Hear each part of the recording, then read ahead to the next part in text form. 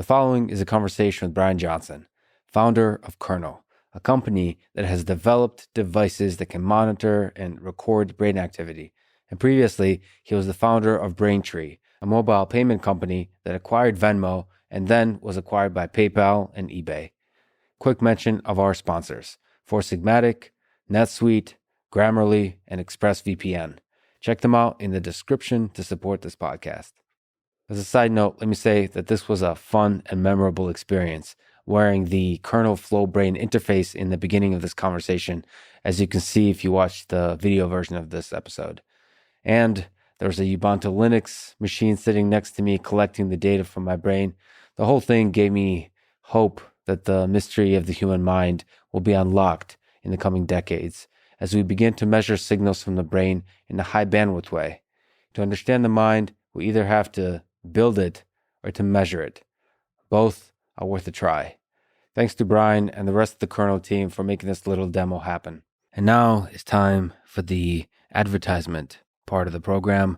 I try to make these things interesting. I give you timestamps, so if you want to be cheeky, you can skip, but please still check out the sponsors by clicking the links in the description. We are really picky about the sponsors we take on, so hopefully if you buy their stuff, it's actually going to be useful. You're going to live better, longer, happier lives. That said, we all die in the end, so it really doesn't matter, does it now? This show is sponsored by Four Sigmatic, the maker of delicious mushroom coffee and plant-based protein. Does the coffee taste like mushrooms, you ask? No, it does not. But it does taste delicious. I did a 3-day fast a few days ago, and I actually ran out of coffee. So I was drinking green mint tea. It didn't have any caffeine. And I honestly think it's not the caffeine. It's the entire experience of coffee that I missed. So you acquire usually a taste for a particular kind of coffee, like Four Sigmatic, and then that, almost in a Pavlovian way, starts getting associated with comfort. And for me, it's actually associated with focus. So I don't know if it's placebo, if there's actual effects from the caffeine or the coffee, but when I take a sip of coffee, I'm ready to get work done. I'm ready to focus. We are all Pavlov's dog, after all. Anyway, get up to 40% off and free shipping on mushroom coffee bundles if you go to foursigmatic.com/Lex. That's foursigmatic.com/Lex. And also they have protein. If you want protein, they got protein. But the coffee is what I really love. This show is also sponsored by NetSuite. This one's for the business owners. Running a business is hard. If you own a business, don't let QuickBooks and spreadsheets make it even harder than it needs to be. You should consider upgrading to NetSuite. It allows you to manage financials, HR, that's human resources, inventory, e-commerce, and many more business-related details all in one place. I've been thinking a lot about what it takes to run a large company, whether that's something when done well can be a source of happiness, or whether it's always a kind of sequential experience of putting out fires, dealing with emergencies, drama, taking big risks where failure is always a possibility, a real possibility, dealing with failure, dealing with the possibility of losing the entire company, dealing with the immense uncertainty of all the possible trajectories that your product development, that the innovation should take. So all of that just seems like hell. Anyway, you should at least have good tools for this thing. Get a free product tour at netsuite.com/Lex. If you own a business, try them out. Schedule your free product tour at netsuite.com/Lex. That's netsuite.com/Lex. This show is sponsored by Grammarly, a writing assistant tool that checks spelling, grammar, sentence structure, and readability. Grammarly Premium, the version you pay for, offers a bunch of extra features. My favorite is the clarity check, which helps detect rambling, overcomplicated chaos that many of us can descend into. Like this very thing that I wrote for myself.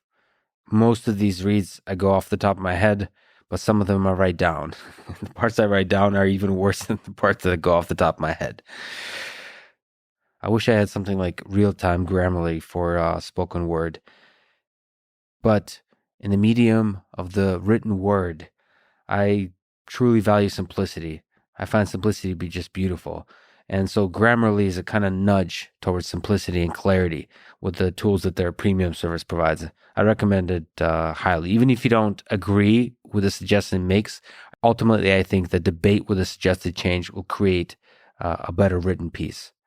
Anyway, Grammarly is available on basically any platform and major sites and apps like Gmail and Twitter and so on.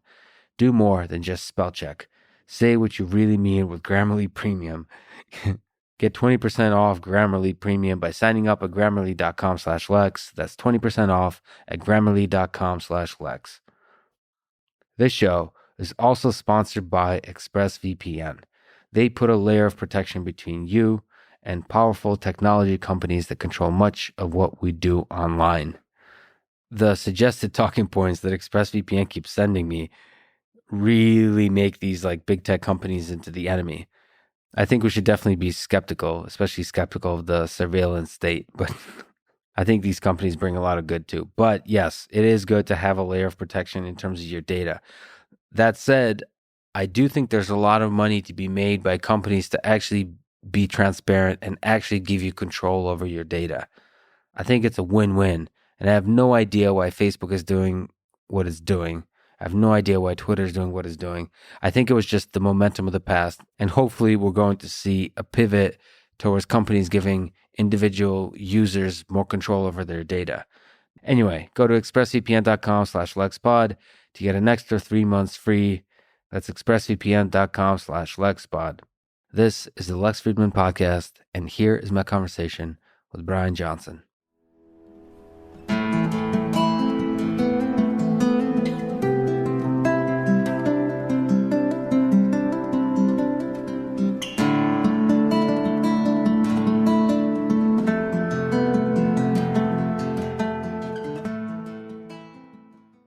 You ready, Lex? Yes, I'm ready. Do you guys want to come in and put the interfaces on our heads? And then I will proceed to tell you a few jokes. So we have two incredible pieces of technology and a machine running Ubuntu 2004 in front of us. What are we doing? All right. Are these going on our head? They're going on our heads, yeah. And they will place it on our heads for proper alignment. Does this support giant heads? Because I kind of have a giant head. Is just are you giant saying head? as like an ego, or are you saying Both. physically? Both. I'm going to drop it on you slowly. It's a nice massage. Yes. Okay, how does this feel? Move it around. It's okay to move around? Yeah. It feels, oh yeah. I'm not going to tighten it at all. This feels It's awesome. a pretty good fit. Thank you. Yeah. That feels good. All right. So this is big head friendly. It suits you well, Lex. Thank you. I feel like I need to, I feel like when I wear this, I need to sound like Sam Harris. Calm, collected, eloquent. I feel smarter, actually. I don't think I've ever felt quite as much like I'm part of the future as now. Have you ever worn a brain interface or had your brain imaged? Never had my brain imaged. The only way I've analyzed my brain is by talking to myself and thinking. No direct data. Yeah, that is it. That is definitely a brain interface that has a lot of blind spots. It has some blind spots. Yeah. Psychotherapy. That's right. All right. Are we recording? Yeah, we're good. All right. So Lex, the objective of this, I'm going to tell you some jokes, and your objective is to not smile, which as a Russian, you should have an edge. Make the motherland proud. I gotcha. Okay. Let's hear the jokes. Lex, and this is from the Kernel crew. We've been working on a device that can read your mind, and we would love to see your thoughts. Is that the joke? That's the opening. Okay. If I'm seeing the muscle activation correctly on your lips, you're not going to do well on this. Let's see. All right, here comes the first. I'm screwed. Here comes the first one. Is this gonna break the device? Is it resilient to laughter? Lex, what goes through a potato's brain? You- I got already failed. That's the hilarious opener. Okay. What? Tater thoughts. What kind of fish performs brain surgery? I don't know. A neural surgeon.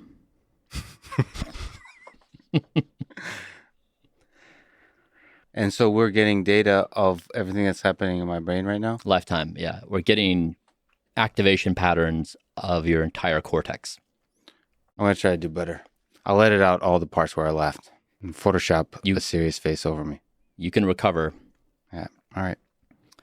Lex, what do scholars eat when they're hungry? I don't know what. Academia nuts. That was a pretty good one. So what we'll do is, so you're wearing Kernel Flow, which is an interface built using technology called spectroscopy. So it's similar to what we wear wearables on the wrist using light. So using LiDAR, as you know. And we're using that to image, it's a functional imaging of brain activity. And so as your neurons fire electrically and chemically, it creates blood oxygenation levels. We're measuring that. And so you'll see in the reconstructions we do for you, you'll see your activation patterns in your brain as throughout this entire time we are wearing it. So in the reaction to the jokes and as we were sitting here talking, and so we're moving towards a real-time feed of your cortical brain activity. So there's a bunch of things that are in contact with my skull right now. How many of them are there? And so how many of them what are they? What are the actual sensors? There's 52 modules, and each module has one laser and 6 sensors. And the sensors fire in about 100 picoseconds. And then the photons scatter and absorb in your brain. And then a few go in, a few come back out. A bunch go in, then a few come back out, and we sense those photons, and then we do the reconstruction for the activity. Overall, there's about 1,000 plus channels that are sampling your activity. How difficult is it to make it as comfortable as it is? Because it's surprisingly comfortable. I would not think it would be comfortable. Something that's measuring brain activity, I would not think it would be comfortable, but it is. I agree. In fact, I want to take this home. Yeah, that's right. So people are accustomed to being in big systems like fMRI where there's 120 decibel sounds and you're in a claustrophobic encasement, or EEG, which is just painful, or surgery. And so, yes, I agree that this is a convenient option to be able to just put on your head.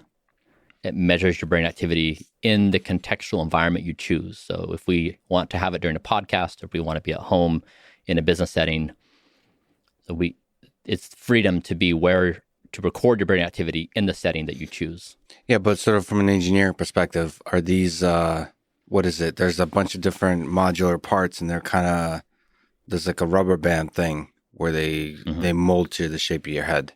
That's right. So we built this version of the mechanical design to accommodate most adult heads. But I have a giant head, and it fits fine. It fits well, actually. So I don't think I have an average head.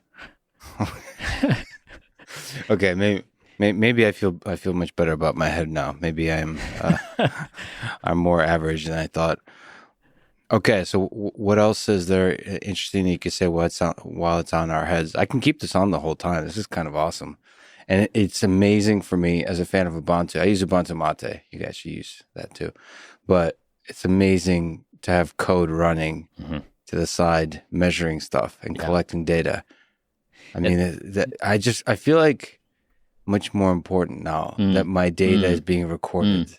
Like somebody like, you know, when you have a good friend that listens to you, that actually actually is listening to you. This is what I feel like a much better friend, because it's like accurately listening to me. Ubuntu. What a cool perspective. I hadn't thought about that, of feeling understood. Yeah. Heard.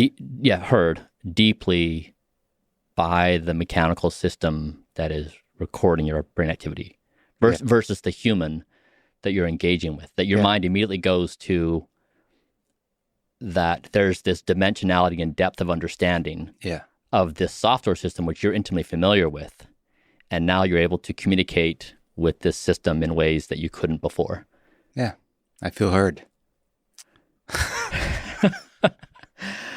Yeah, I mean, I guess what's interesting about this is your intuitions are spot on. Most people have intuitions about brain interfaces that they've grown up with this idea of people moving cursors on the screen or typing or changing the channel or skipping a song. It's primarily been anchored on control. And I think the more relevant understanding of brain interfaces or neuroimaging is that it's a measurement system. And once you have numbers for a given thing, a seemingly endless number of possibilities emerge around that of what to do with those numbers. So before you tell me about the possibilities, this was an incredible experience. I can keep this on for another 2 hours, but I'm being told that for a bunch of reasons, just because we probably want to keep the data small and visualize it nicely for the final product, we want to cut this off and take this amazing helmet away from me. So, Bryan, thank you so much for this experience, and let's continue without helmetless. All right. So that was an incredible experience. Can you maybe speak to what kind of opportunities that opens up that stream of data, that rich stream of data from the brain? First, I'm curious, what is your reaction? What comes to mind when you put that on your head? What does it mean to you? And what possibilities emerge? And what significance might it have? I mean, I'm curious where your orientation is at. Well, for me, I'm really excited by the possibility of various information about my body, about my mind being converted into data such that data can be used to create products that make my life better. So that to me is really exciting possibility. Even just like a Fitbit that measures, I don't know, some very basic measurements about your body is really cool. But it's the bandwidth of information, the resolution of that information is very crude, so it's not very interesting. The possibility of recording, of just building a data set, coming in a clean way, in a high bandwidth way from my brain, opens up all kinds of, at the very, I was kind of joking when we were talking, but it's not really, is like I feel heard in the sense that it feels like the full richness of the information coming from my mind is actually being recorded by the machine. I mean, I can't quite put it into words, but there is genuinely for me, this is not some kind of joke about me being a robot. It just genuinely feels like I'm being heard in a way that that's going to improve my life. As long as the thing that's on the other end can do something useful with that data. But even the recording itself is like, once you record, it's like taking a picture. That moment is forever saved in time. Now, a picture cannot allow you to step back into that world, but perhaps recording your brain is a much higher resolution thing, much more personal recording of that information than a picture that would allow you to step back into that where you were in that particular moment in history, and then map out a certain trajectory to tell you certain things about yourself that can open up all kinds of applications. Of course, there's health that I consider, but honestly, to me, the exciting thing is just being heard. My state of mind, the level of focus, all those kinds of things being heard. What I heard you say is you have an entirety of lived experience, some of which you can communicate in words and in body language, some of which you feel internally, which cannot be captured in those communication modalities. And that this measurement system captures both the things you can try to articulate in words, maybe in a lower dimensional space, using one word, for example, to communicate focus, when it really may be represented in a 20-dimensional space of this particular kind of focus, and that this information is being captured. So it's a closer representation to the entirety of your experience, captured in a dynamic fashion that is not just a static image of your conscious experience.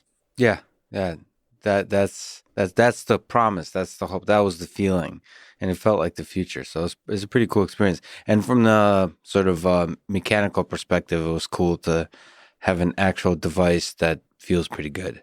That doesn't require me to go into the lab. And also the other thing I was feeling, there's a guy named Andrew Huberman. He's a friend of mine. Amazing podcast. People should listen to it. Huberman Lab podcast. We're working on a paper together about eye movement and so on. And he's a neuroscientist and I'm a data person, a machine learning person, and we're both excited by how much the data measurements of the human mind, the brain, and all the different metrics that come from that can be used to understand human beings and in a rigorous scientific way. So the other thing I was thinking about is how this could be turned into a tool for science. Sort of not just personal science, not just like Fitbit style, like how am I doing on my personal metrics of health, but doing larger scale studies of human behavior and so on. So like data not at the scale of an individual, but data at the scale of many individuals or a large number of individuals. So science, so it's personal being heard was exciting, and also just for science is exciting. Yeah. It's very easy. There's a very powerful thing to it being so easy to just put on that you can scale much easier. If you think about that second thing you said about the science of the brain, we've done a pretty good job, the human race has done a pretty good job figuring out how to quantify the things around us, from distant stars to calories and steps and our genome. So we can measure and quantify pretty much everything in the known universe except for our minds. And we can do these one-offs if we're going to get an fMRI scan or do something with a low-res EEG system, but we haven't done this at population scale. And so if you think about human thought or human cognition is probably the single largest raw input material into society at any given moment. It's our conversations with ourselves and with other people. And we have this raw input that we haven't been able to measure yet. Yeah. And when I think about it through that frame, it's remarkable. It's almost like we live in this wild, wild west of unquantified communications within ourselves and between each other when everything else has been grounded. I mean, for example, I know if I buy an appliance at the store or on a website, I don't need to look at the measurements on the appliance and make sure it can fit through my door. That's an engineered system of appliance manufacturing and construction. Everyone's agreed upon engineering standards.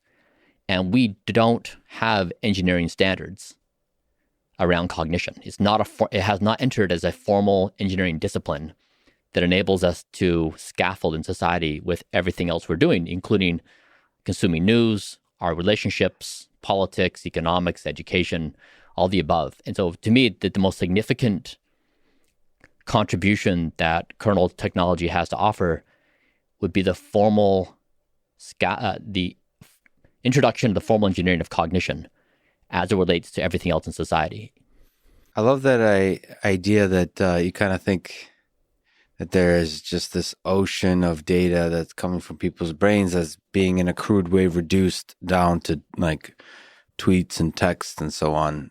So it's a very hardcore, many-scale compression of the raw data. But maybe you can comment, because you're using the word cognition.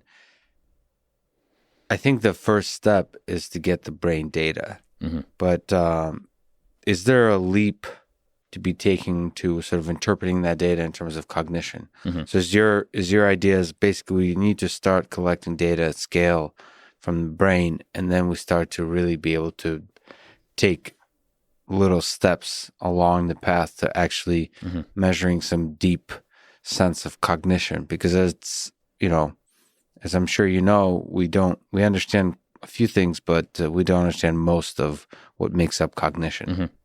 This has been one of the most significant challenges of building Kernel. And Kernel wouldn't exist if I wasn't able to fund it initially by myself. Because when I engage in conversations with investors, the immediate thought is, what is a killer app?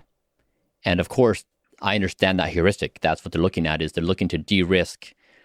Is the product solved? Is there a customer base? Are people willing to pay for it? How does it compare to competing options? And in the case with brain interfaces, when I started the company, there was no known path to even build a technology that could potentially become mainstream. Yes. And then once we figured out the technology, we could commence having conversations with investors, and it became, what is a killer app? And so what has been, so I funded the first $53 million of the company. And to raise the round of funding, the first one we did, I spoke to 228 investors. One said yes. It was remarkable. And it was mostly around this concept around what is a killer app. And so internally, the way we think about it is we think of the go-to-market strategy much more like the Drake equation, where if we can build technology that has the characteristics of, it has the data quality is high enough, it meets some certain threshold, cost, accessibility, comfort, it can be worn in contextual environments. If it meets the criteria of being a mass market device, then the responsibility that we have is to figure out how to create the algorithm that enables humans to then find value with it.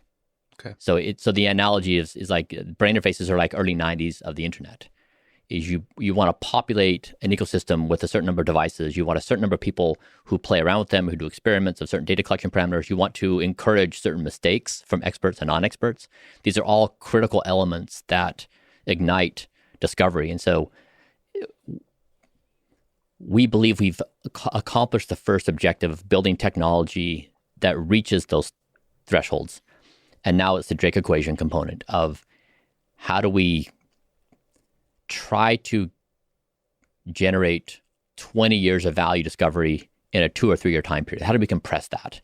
So just to clarify, so when you mean the Drake equation, which for people who don't know, I don't know why if you listen to this, I bring up aliens every single conversation. So I don't know how you would know what the Drake equation is, but you mean like the killer app, it would be one alien civilization in that equation. So meaning like, this is in search of an application that's impactful, that's transformative. Right. By the way, it should be we need to come up with a better term than killer app as a it's also violent, right? Very violent. You can go like viral app. That's horrible too, right? It's some very inspiringly impactful application. How about that? No. Yeah. Okay. So, but let's stick with killer app. That's fine. Nobody's. But I concur with you. I dislike the chosen words in capturing the concept. You know, it's one of those sticky things that is as effective to use in the tech world, but when you're now become a communicator outside of the tech world, especially when you're talking about software and hardware and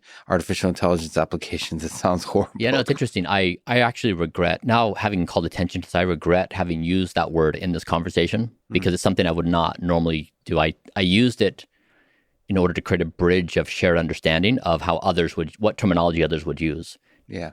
But yeah, I concur. Let's go with impactful application. Or just value creation. Value creation. Something people love using. There we go. That's it. Love app. Okay. So what, do you have any ideas? So you're basically creating a framework where there's the possibility of a discovery of an application that people love using. Mm-hmm. Do you have ideas? We've begun to play a fun game internally where when we have these discussions, we begin circling around this concept of, does anybody have an idea? Does anyone have intuitions? And if we see the conversation starting to veer in that direction, we flag it and say, human intuition alert, stop it. And so we really want to focus on the algorithm of there's a natural process of human discovery. That when you populate a system with devices and you give people the opportunity to play around with it in expected and unexpected ways, we are thinking that is a much better system of discovery than us exercising intuitions. And it's interesting, we're also seeing a few neuroscientists who have been talking to us, where I was speaking to this one young associate professor, and I approached a conversation and said, hey, we have these 5 data streams that we're pulling off. when you hear that, what weighted value do you add to each data source? Like, which one do you think is going to be valuable for your objectives and which one's not? Yeah. And he said, I don't care. Just give me the data. All I care about is my machine learning model. Yeah. But importantly, he did not have a theory of mind. He did not come to the table and say, I think the brain operates, in this way and these regions have these functions. He didn't care. He just wanted the data. And we're seeing that more and more, that certain people are devaluing human intuitions for good reasons, as we've seen in machine learning over the past couple of years. And we're doing the same in our value creation market strategy. So collect more data, clean data, make the product such that the collection of data is easy and fun, and then the rest will just spring to life. That's right. Through humans playing around with it. And so Our objective is to create the most valuable data collection system of the brain ever. And with that, then applying all the best tools of machine learning and other techniques to extract out, to try to find insight. But yes, our objective is really to systematize the discovery process, because we can't put definite timeframes on discovery. The brain is complicated, and science is not a business strategy. And so we really need to figure out how to. This is the difficulty of bringing technology like this to market. It's why most of the time it languishes in academia for quite some time. But we hope that we will cross over and make this mainstream in the coming years. The thing was cool to wear, but are you chasing a good reason for millions of people to put this on their head and keep on their head regularly? Is there like, who is going to discover that reason? Is it going to be people just kind of organically, or is there going to be Angry Bird style application that's just too exciting to not use? If I think through the things that have changed my life most significantly over the past few years, when I started wearing a wearable on my wrist that would give me data about my heart rate variability, respiration rate, metabolic approximations, etc.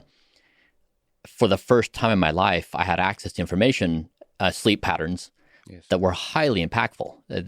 They told me, for example, if I eat close to bedtime, I'm not going to get deep sleep.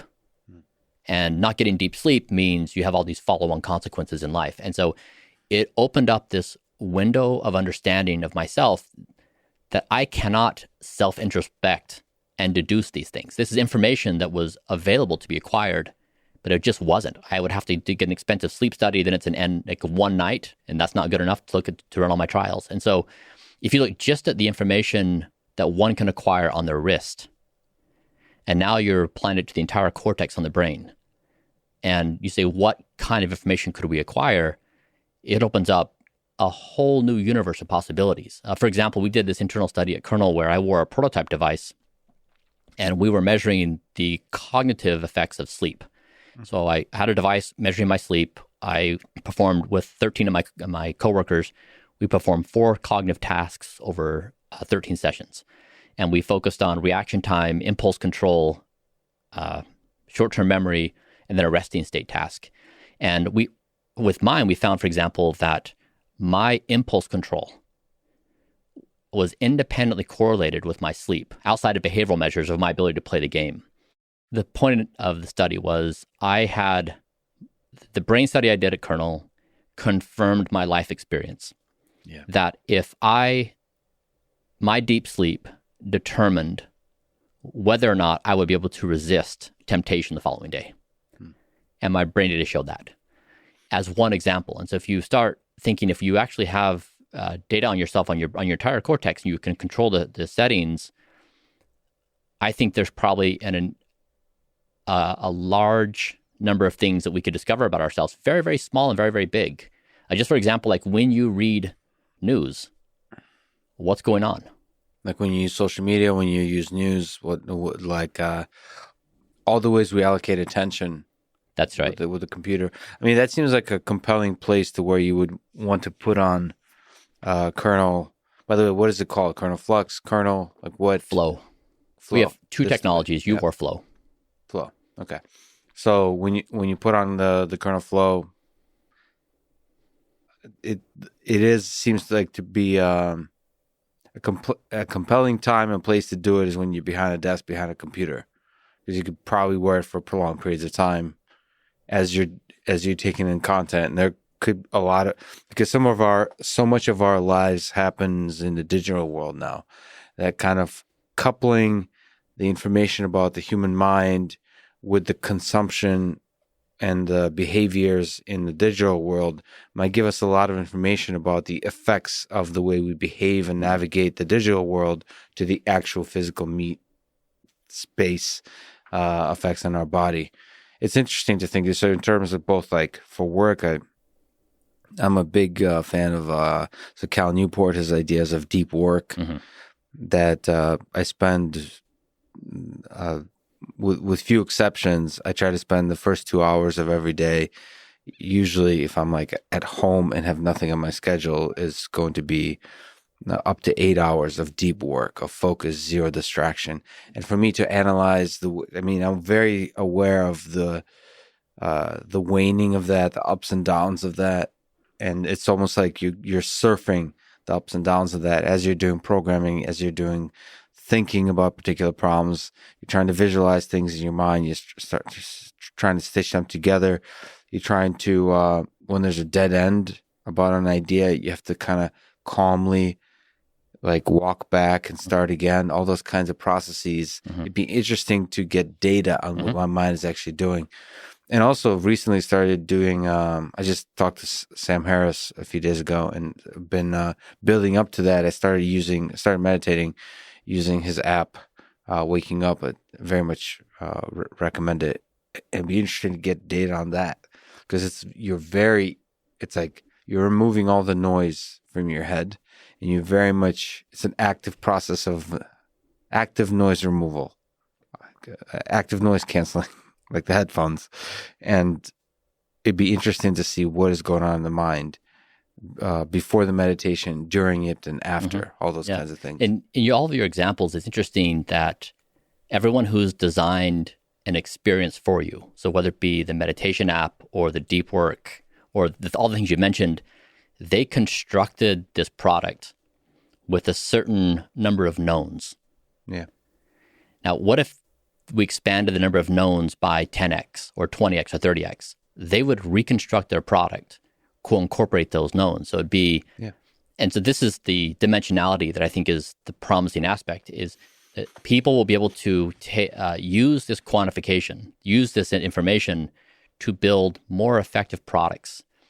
And I'm not talking about better products to advertise to you or manipulate you. I'm talking about our focus is helping individuals have this contextual awareness and this quantification, and then to engage with others who are seeking to improve people's lives. That the objective is betterment across ourselves individually and also with each other. Yeah, so it's a nice data stream to have if you're building an app. Like if you're building a podcast listening app, it would be nice to know data about the listener, so that like if you're bored or you fell asleep, maybe pause the podcast. That's right, yeah. Or it's like really dumb, just very simple applications that could just improve the quality of the experience of using the app. I'm imagining if you have your neuron, this is Lex, and there's a statistical representation of you, and you engage with the app, and it says, Lex, you're best to engage with this meditation exercise in the following settings. At this time of day, after eating this kind of food or not eating, fasting, with this level of blood glucose and this kind of night's sleep. Yep. But all these data combined to give you this contextually relevant experience, just like we do with our sleep. You've optimized your entire life based upon what information you can acquire and know about yourself. And so the question is, how much do we really know of the things going around us? And I would venture to guess, in my life experience, my self-awareness captures an extremely small % of the things that actually influence my conscious and unconscious experience. Well, in some sense, the data would help encourage you to be more self-aware, not just because you trust everything the data is saying, but it'll give you a prod to start investigating. Like, I would love to That's get a rating, like a ranking of all the things I do and what are the things. This is probably important to do without the data, but the data will certainly help. It's like rank all the things you do in life and which ones make you feel shitty, which ones make you feel good. Like you're talking about evening, Bryan. Like this is a good example. Somebody like, I do pig out at night as well, and it never makes me Like feel you're in good. a safe space. This is You're a safe space. space. Let's hear it. No, I definitely have much less self-control at night, and it's interesting. And the same, people might criticize this, but I know my own body. I know when I eat carnivore, just eat meat, I feel much better than if I eat more carbs. The more carbs I eat, the worse I feel. I don't know why that is. There is science supporting it, but I'm not leaning on science. I'm leaning on personal experience, and that's really important. I don't need to read. I'm not going to go on a whole rant about nutrition science, but many of those studies are very flawed. They're doing their best, but nutrition science is a very difficult field to study because humans are so different, and the mind has so much impact on the way your body behaves, and it's so difficult from a scientific perspective to conduct really strong studies that you have to be almost like a scientist of N of one. You have to do these studies on yourself. That's the best way to understand what works for you and not. And I don't understand why, because it sounds unhealthy, but eating only meat always makes me feel good. Just eat meat. That's it. And I don't have any allergies, any of that kind of stuff. I'm not full like Jordan Peterson, where like if he like deviates a little bit, that he goes off, like deviates a little bit from the carnivore diet, he goes off like the cliff. No, I can have like chocolate. I can go off the diet. I feel fine. It's a gradual worsening of how I feel. But when I eat only meat, I feel great. And it'd be nice to be reminded of that. Like, it's a very simple fact that I feel good when I eat carnivore. And I think that repeats itself in all kinds of experiences. Like, I feel really good when I exercise. Not, I hate exercise, okay? But in the rest of the day, the impact it has on my mind, on the clarity of mind, on the experiences, and the happiness, and all those kinds of things, I feel really good. And to be able to concretely express that through data would be nice. It would be a nice reminder, almost like a statement, like remember what feels good and what not. And there could be things like that I'm not, many things like you're suggesting that I could not be aware of. There might be sitting right in front of me that make me feel really good and make me feel not good, and the data would show that. I agree with you. I've actually employed the same strategy. I fired my mind entirely from being responsible for constructing my diet. And so I started doing a program where I now track over 200 biomarkers every 90 days. And it captures, of course, the things you would expect, like cholesterol, but also DNA methylation and all kinds of things about my body, all the processes that make up me. And then I let that data generate the shopping list. And so I never actually ask my mind what it wants. It's entirely what my body is reporting that it wants. And so I call this goal alignment within Bryan. And there's 200 plus actors that I'm currently asking their opinion of. And so I'm asking my liver, how are you doing? And it's expressing via the biomarkers. And so then I construct that diet, and I only eat those foods until my next testing round. And that has changed my life more than I think anything else, because in the demotion of my conscious mind that I gave primacy to my entire life, it led me astray because, like you're saying, the mind then goes out into the world and it navigates the dozens of different dietary regimens people put together in books, and it all has their supporting science in certain contextual settings, but it's not N of one. And like you're saying, this dietary really is an N of one. What people have published scientifically, of course, can be used for nice groundings, but it changes when you get to an N of 1 level. And so that's what gets me excited about brain interfaces is if I could do the same thing for my brain, where I can stop asking my conscious mind for its advice or for its decision making, which is flawed, and I'd rather just look at this data I've never had better health markers in my life than when I stopped actually asking myself to be in charge of it. And the idea of demotion of the conscious mind is such a sort of engineering way of phrasing like meditation with that's what we're doing, right? Yeah, that's beautiful. That means really beautifully put. By the way, testing round, what does that look like? What's that? Well, you mentioned the test I do. Yes. So it includes a complete blood panel. I do a microbiome test. I do a food inflammation, a diet-induced inflammation. So I look for cytokine expressions. So foods that produce inflammatory reactions. I look at my neuroendocrine system. So I look at all my neurotransmitters. I do. There's several micronutrient tests to see how I'm looking at the various nutrients. What about like self-report of like how you feel? You know, almost like you can't demote you still exist within your conscious mind, right? So that lived experience is of a lot of value. So how do you measure that? I do a temporal sampling over some duration of time. So I'll think through how I feel over a week, over a month, or over 3 months. I don't do a temporal sampling of if I'm at the grocery store in front of a cereal box and be like, you know what, Captain Crunch is probably the right thing for me today because I'm feeling like I need a little fun in my life. Yeah. And so it's a temporal sampling. If the data set's large enough, then I smooth out the function of my natural oscillations of how I feel about life, where some days I may feel upset or depressed or down or whatever. And I don't want those moments to then rule my decision making. That's why the demotion happens. And it says, really, if you're looking at health over a 90-day period of time, all my 200 voices speak up on that interval. And they're all given voice to say, this is how I'm doing and this is what I want. And so it really is an accounting system for everybody. So that's why I think that if you think about the future of being human, there's two things I think that are really going on. One is the design, manufacturing, and distribution of intelligence is heading towards zero on a cost curve over a certain time frame. But our ability to, evolution produced us a form of intelligence. We are now designing our own intelligent systems. And the design, manufacturing, and distribution of that intelligence over a certain time frame is going to go to a cost of zero. Design, manufacture, distribution of intelligent cost is going to zero. For example. Again, just give me a second. Okay. That's brilliant. Okay.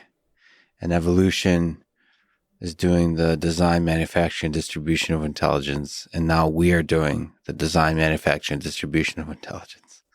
And the cost of that is going to zero. Yes. That's a very nice way of looking at life on Earth. So if that's going on, and then now in parallel to that, then you say, okay, what then happens when that cost curve is heading to zero?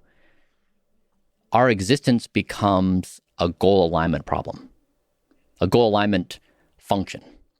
And so the same thing I'm doing where I'm doing goal alignment within myself of these 200 biomarkers where I'm saying when Bryan exists on a daily basis and this entity is deciding what to eat and what to do and et cetera, it's not just my conscious mind, which is opining, it's 200 biological processes and there's a whole bunch of more voices involved. So in that equation, we're going to increasingly automate the things that we spend high energy on today because it's easier. And now we're going to then negotiate the terms and conditions of intelligent life. Now we say conscious existence because we're biased because that's what we have, but it will be the largest computational exercise in history because you're now doing goal alignment with planet Earth, within yourself, with each other, within all the intelligent agents we're building, bots and other voice assistants. You basically now have trillions and trillions of agents working on the negotiation of goal alignment. Yeah, this is in fact true. And what was the second thing? That was it. So the cost, the design, manufacturing, distribution of intelligence going to zero, which then means what's really going on? What are we really doing? We're negotiating the terms and conditions of existence. Do you worry about the survival of this process? That life as we know it on Earth comes to an end, or at least intelligent life? That as the cost goes to zero, something happens where all of that intelligence is thrown in the trash by something like nuclear war or development of AGI systems that are very dumb. Not AGI, I guess, but AI systems. It's the paperclip thing with en masse is dumb, but has unintended consequences to where it destroys human civilization. Do you worry about those kinds of things? I mean, it's unsurprising that a new thing comes into the sphere of human consciousness. Humans identify the foreign object, in this case, artificial intelligence. Our amygdala fires up and says, scary, foreign, we should be apprehensive about this. And so it makes sense from a biological perspective that humans, the knee-jerk reaction is fear. What I don't think has been properly weighted with that is that we are the first generation of intelligent beings on this earth that has been able to look out over their expected lifetime and see there is a real possibility of evolving into entirely novel forms of consciousness. Yeah. So different that it would be totally unrecognizable to us today. We don't have words for it. We can't hint at it. We can't point at it. You can't look in the sky and see that thing that is shining. We're going to go up there. You cannot even create an aspirational statement about it. And instead, we've had this knee-jerk reaction of fear about everything that could go wrong. But in my estimation, this should be the defining aspiration of all intelligent life on Earth. That we would aspire, that basically every generation surveys the landscape of possibilities that are afforded, given the technological, cultural, and other contextual situation that they're in. We're in this context, we haven't yet identified this and said, this is unbelievable. We should carefully think this thing through, not just of mitigating the things that would wipe us out, but like we have this potential, and so we just haven't given voice to it, even though it's within the realm of possibilities. So you're excited about the possibility of super intelligent systems and what the opportunities that bring. I mean, there's parallels to this. You think about people before the internet, as the internet was coming to life. I mean, there's kind of a fog through which you can't see. What does the future look like? Like predicting collective intelligence, which I don't think we're understanding that we're living through that now, is that there's now, we've in some sense stopped being individual intelligences and become much more like collective intelligences, because ideas travel much, much faster now.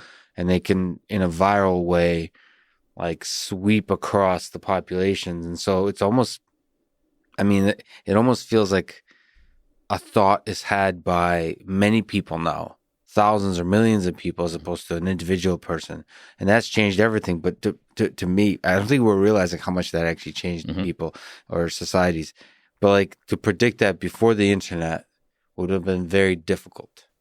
And in that same way, we're sitting here with the fog before us thinking, what is super intelligent systems? How is that going to change the world? What is increasing the bandwidth, like plugging our brains into this whole thing? How is that going to change the world? And it seems like it's a fog. You don't know. And it could be, it could, whatever comes to be could destroy the world. We could be the last generation. But it also could transform in ways that creates an incredibly fulfilling life experience that's unlike anything we've ever experienced. It might involve dissolution of ego and consciousness and so on. You're no longer one individual. It might be more, that might be a certain kind of death, an ego death. But the experience might be really exciting and enriching. Maybe we'll live in a virtual, it's funny to think about a bunch of sort of hypothetical questions of, would it be more fulfilling to live in a virtual world? Like if you were able to plug your brain in a very dense way into a video game, like which world would you want to live in? In the video game or in the physical world? For most of us, we kind of toying with the idea of the video game, but we still want to live in the physical world, have friendships and relationships in the physical world. But we don't know that. Again, it's a fog. And maybe in 100 years, we're all living inside a video game. Hopefully not Call of Duty. Hopefully more like Sims 5. Which version is it on? For you individually, though, does it make you sad that your brain ends? That you die one day very soon? That the whole thing, that data source just goes offline sooner than you would like?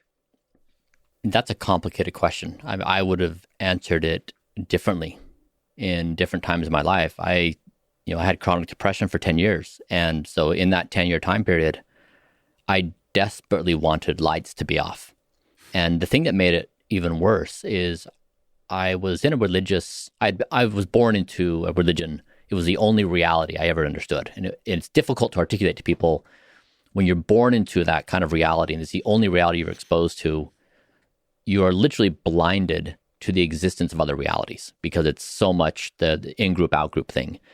And so in that situation, it was not only that I desperately wanted lights out forever, it was that I couldn't have lights out forever. It was that there was an afterlife. And this afterlife had this system that would either penalize or reward you for your behaviors. And so it was almost like this indescribable hopelessness of not only being in hopeless despair of not wanting to exist, but then also being forced to exist. And so there was a duration of my time, a duration of life where I'd say, like, yes, I have no remorse for lights being out and actually want it more than anything in the entire world. There are other times where I'm looking out at the future and I say, this is an opportunity for future evolving human conscious experience that is beyond my ability to understand. And I jump out of bed and I race to work and I can't think about anything else. But I think the reality for me is, I don't know what it's like to be in your head, but in my head, when I wake up in the morning, I don't say, "Good morning, Bryan. I'm so happy to see you." Like, I'm sure you're just going to be beautiful to me today. You're not going to make a huge long list of everything you should be anxious about. You're not going to repeat that list to me 400 times. You're not going to have me relive all the regrets I've made in life. I'm sure you're not doing any of that. You're just going to just help me along all day long. I mean, it's a brutal environment in my brain. And we've just become normalized to this environment that we just accept that this is what it means to be human. But if we look at it, if we try to muster as much soberness as we can about the realities of being human, it's brutal, if it is for me. And so am I sad that the brain may be off one day?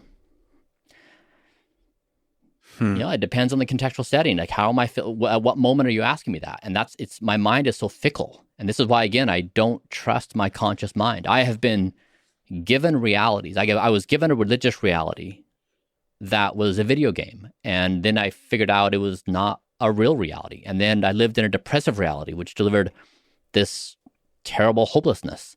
That wasn't a real reality. Then I discovered behavioral psychology, and I figured out how biased, 188 chronicle biases, and how my brain is distorting reality all the time. I have gone from one reality to another. I don't trust reality. I don't trust realities that are given to me. And so to try to make a decision on what I value or not value that future state, I don't trust my response. So not fully listening to the conscious mind at any one moment as the ultimate truth, but allowing it to go up and down as it does, and just kind of being observing it. Yes, I assume that whatever my conscious mind delivers up to my awareness is wrong upon landing.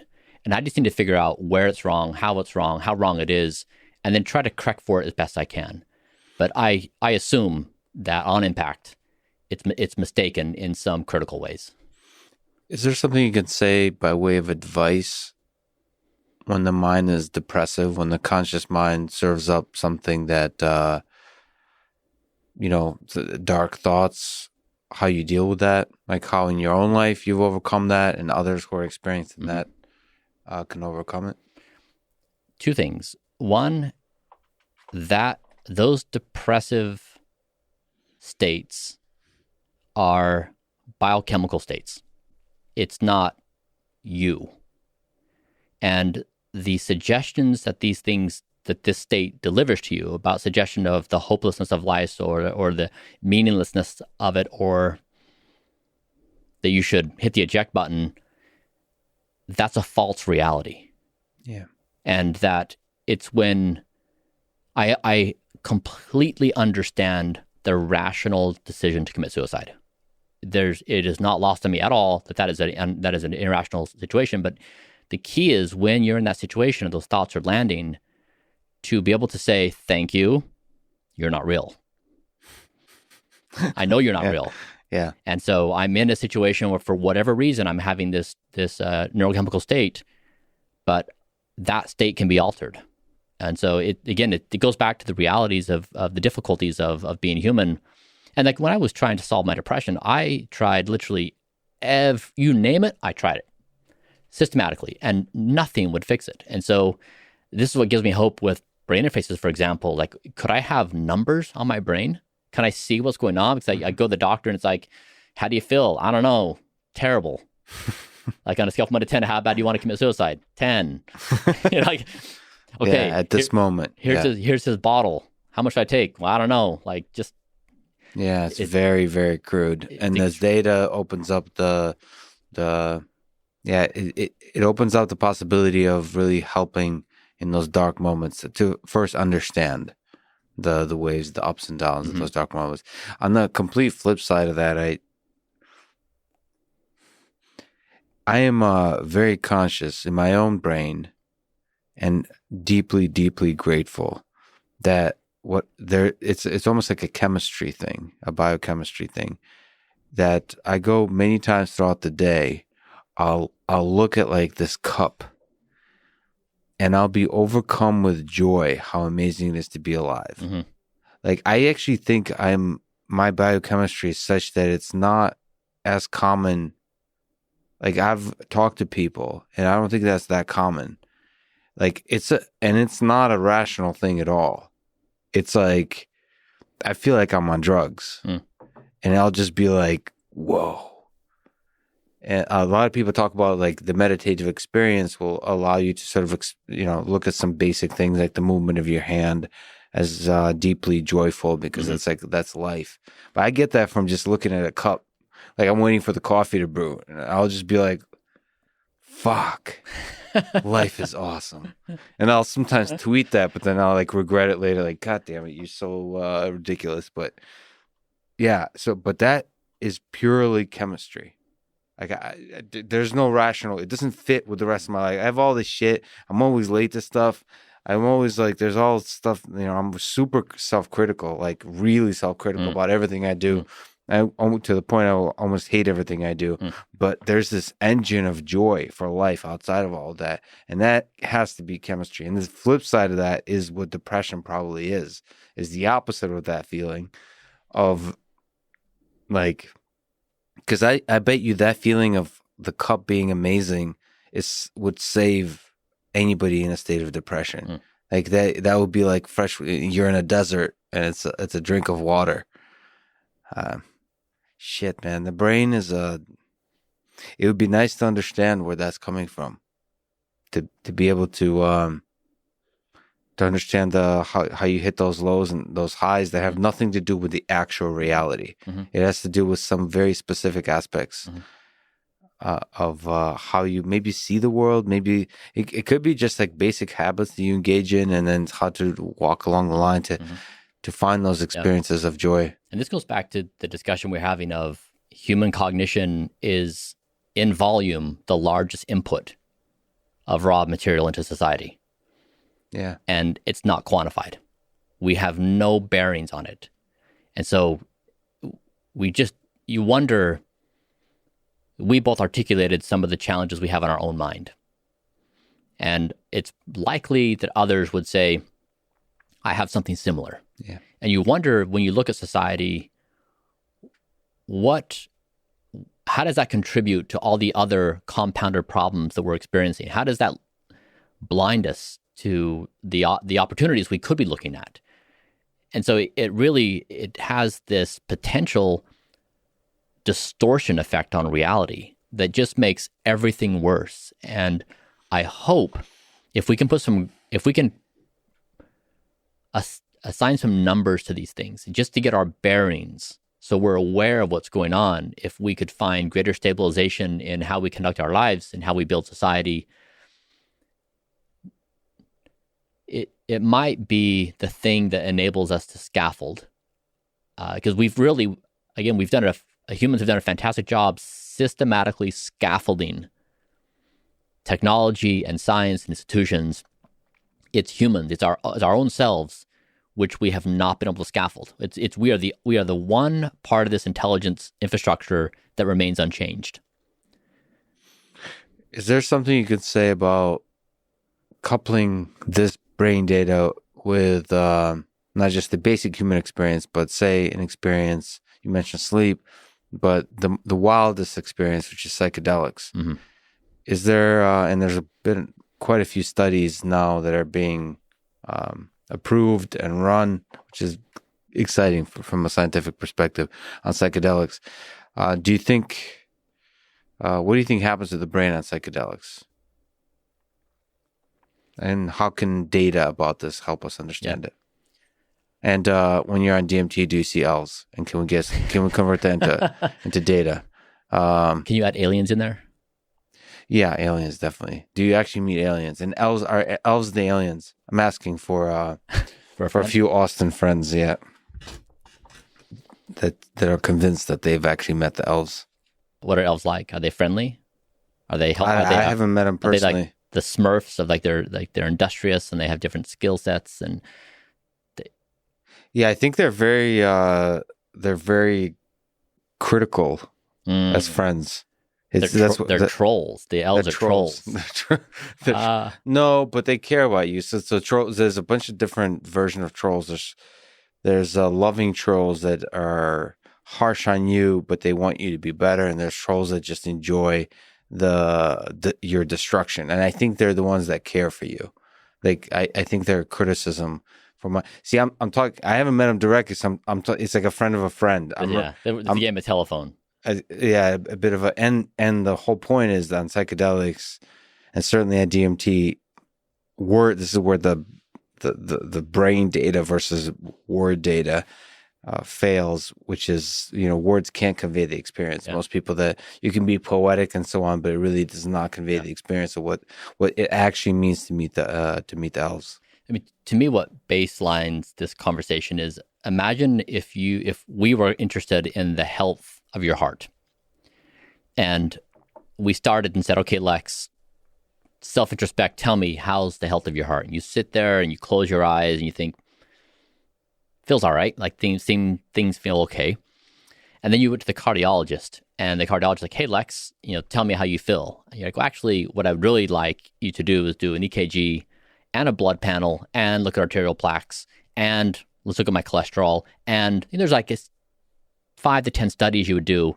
Mm-hmm. They would then give you this report and say, here's the quantified health of your heart. Mm-hmm. Now, with this data, I'm going to prescribe the following regime of exercise, and maybe I'll put you on a statin, et cetera. But the protocol is based upon this data. You would think the cardiologist is out of their mind if they just gave you a bottle of statins based upon you're like, well, I think something's kind of wrong. And they're just kind of experiment and see what happens. Yeah.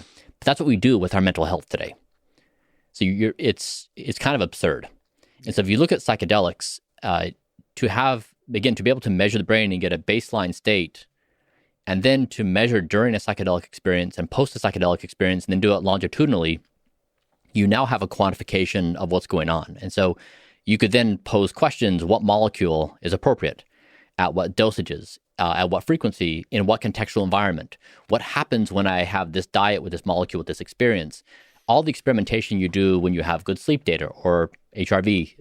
And so that's what I think happens. What we could potentially do with psychedelics is we could add this level of sophistication that is not in the industry currently. And it may improve the outcomes people experience. It may improve the safety and efficacy. And so that's what I hope we are able to achieve. And it would transform mental health because we would finally have numbers to work with to baseline ourselves. And then if you think about it, when we talk about things related to the mind, we talk about the modality. We use words like meditation or psychedelics or something else because we can't talk about a marker in the brain. We can't use a word to say, we can't talk about cholesterol. We don't talk about plaque in the arteries. We don't talk about HRV.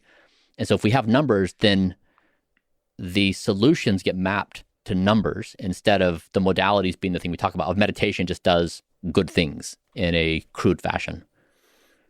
So in your blog post, Zeroth Principle Thinking, good title, you ponder how do people come up with truly original ideas.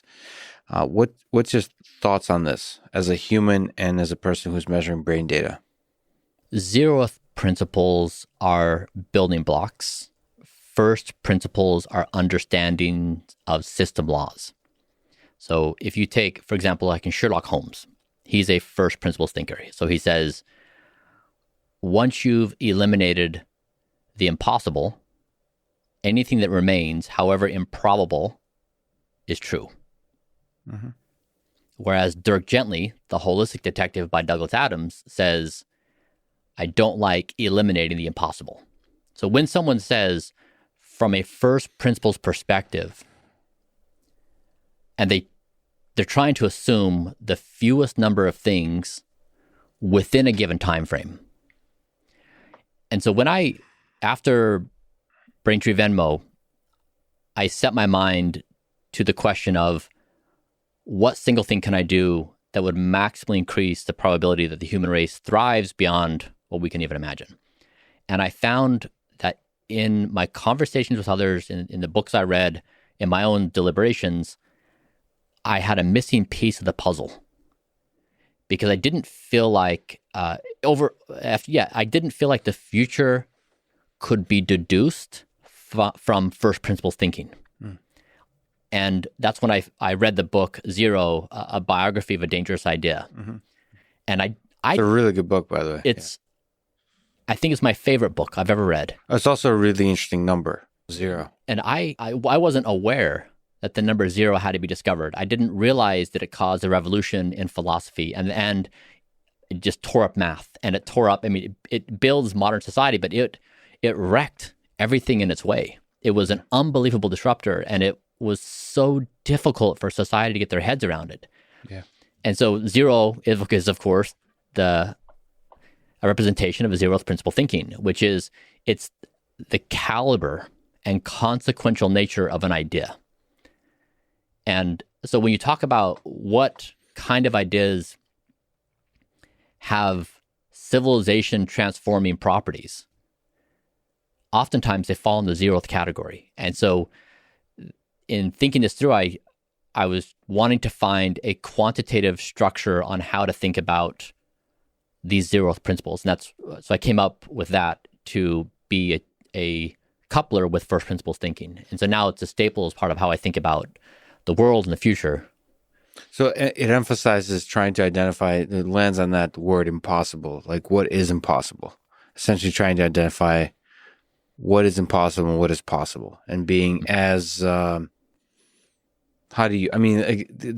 is the thing, is most of society tells you the range of things they say is impossible is very wide. Mm-hmm. So you need to be shrinking that. I mean, that's the whole process of this kind of thinking, is you need to be very rigorous in trying to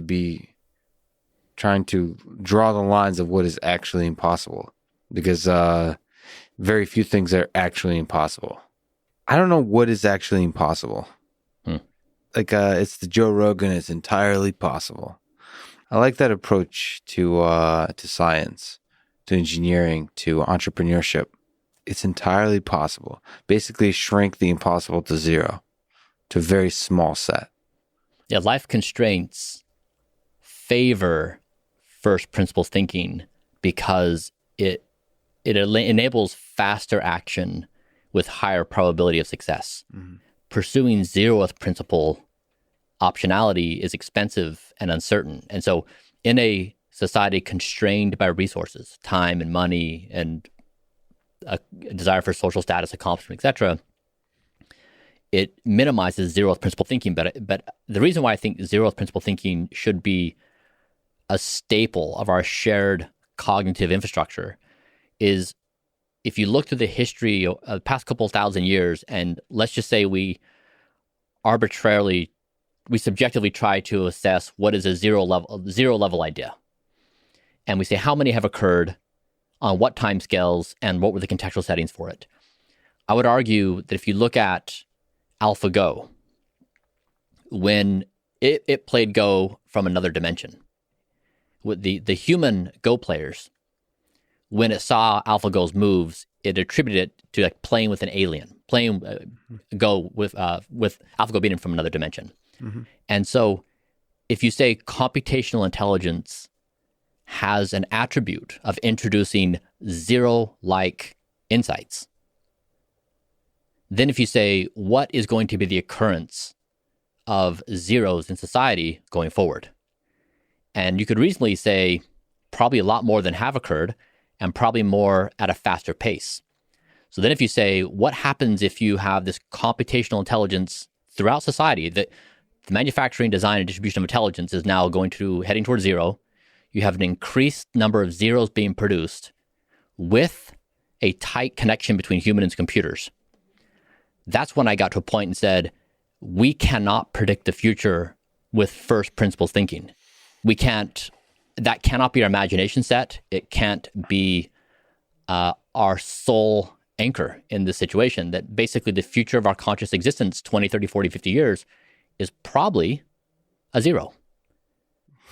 So just to clarify, when you say zero, you're referring to basically a truly revolutionary idea. Yeah, something that is currently not a building block of our shared conscious existence, either in the form of knowledge. It's currently not manifest in what we acknowledge today. So zeroth principle thinking is playing with ideas that are so revolutionary that we can't even clearly reason about the consequences once those ideas come to be. Yeah, or for example, like Einstein, that was a zeroth, I would categorize it as a zeroth principle insight. You mean general relativity, space-time? Yeah, space-time. Yep. That basically, that building upon what Newton had done and said, yes, also, and it just changed the fabric of our understanding of reality. And so that was unexpected. It existed. Yeah. We just, it became part of our awareness. And the moves AlphaGo made existed. It just came into our awareness. And so to your point, there's this question of what do we know and what don't we know? Do we think we know 99% of all things, or do we think we know 0.001% of all things? And that goes back to known knowns, and unknown unknowns. And first principles and zeroth principle thinking gives us a quantitative framework to say there's no way for us to mathematically try to create probabilities for these things. Therefore, it would be helpful if they were just part of our standard thought processes, because it may encourage different behaviors in what we do individually, collectively as a society, what we aspire to, what we talk about, the possibility sets we imagine.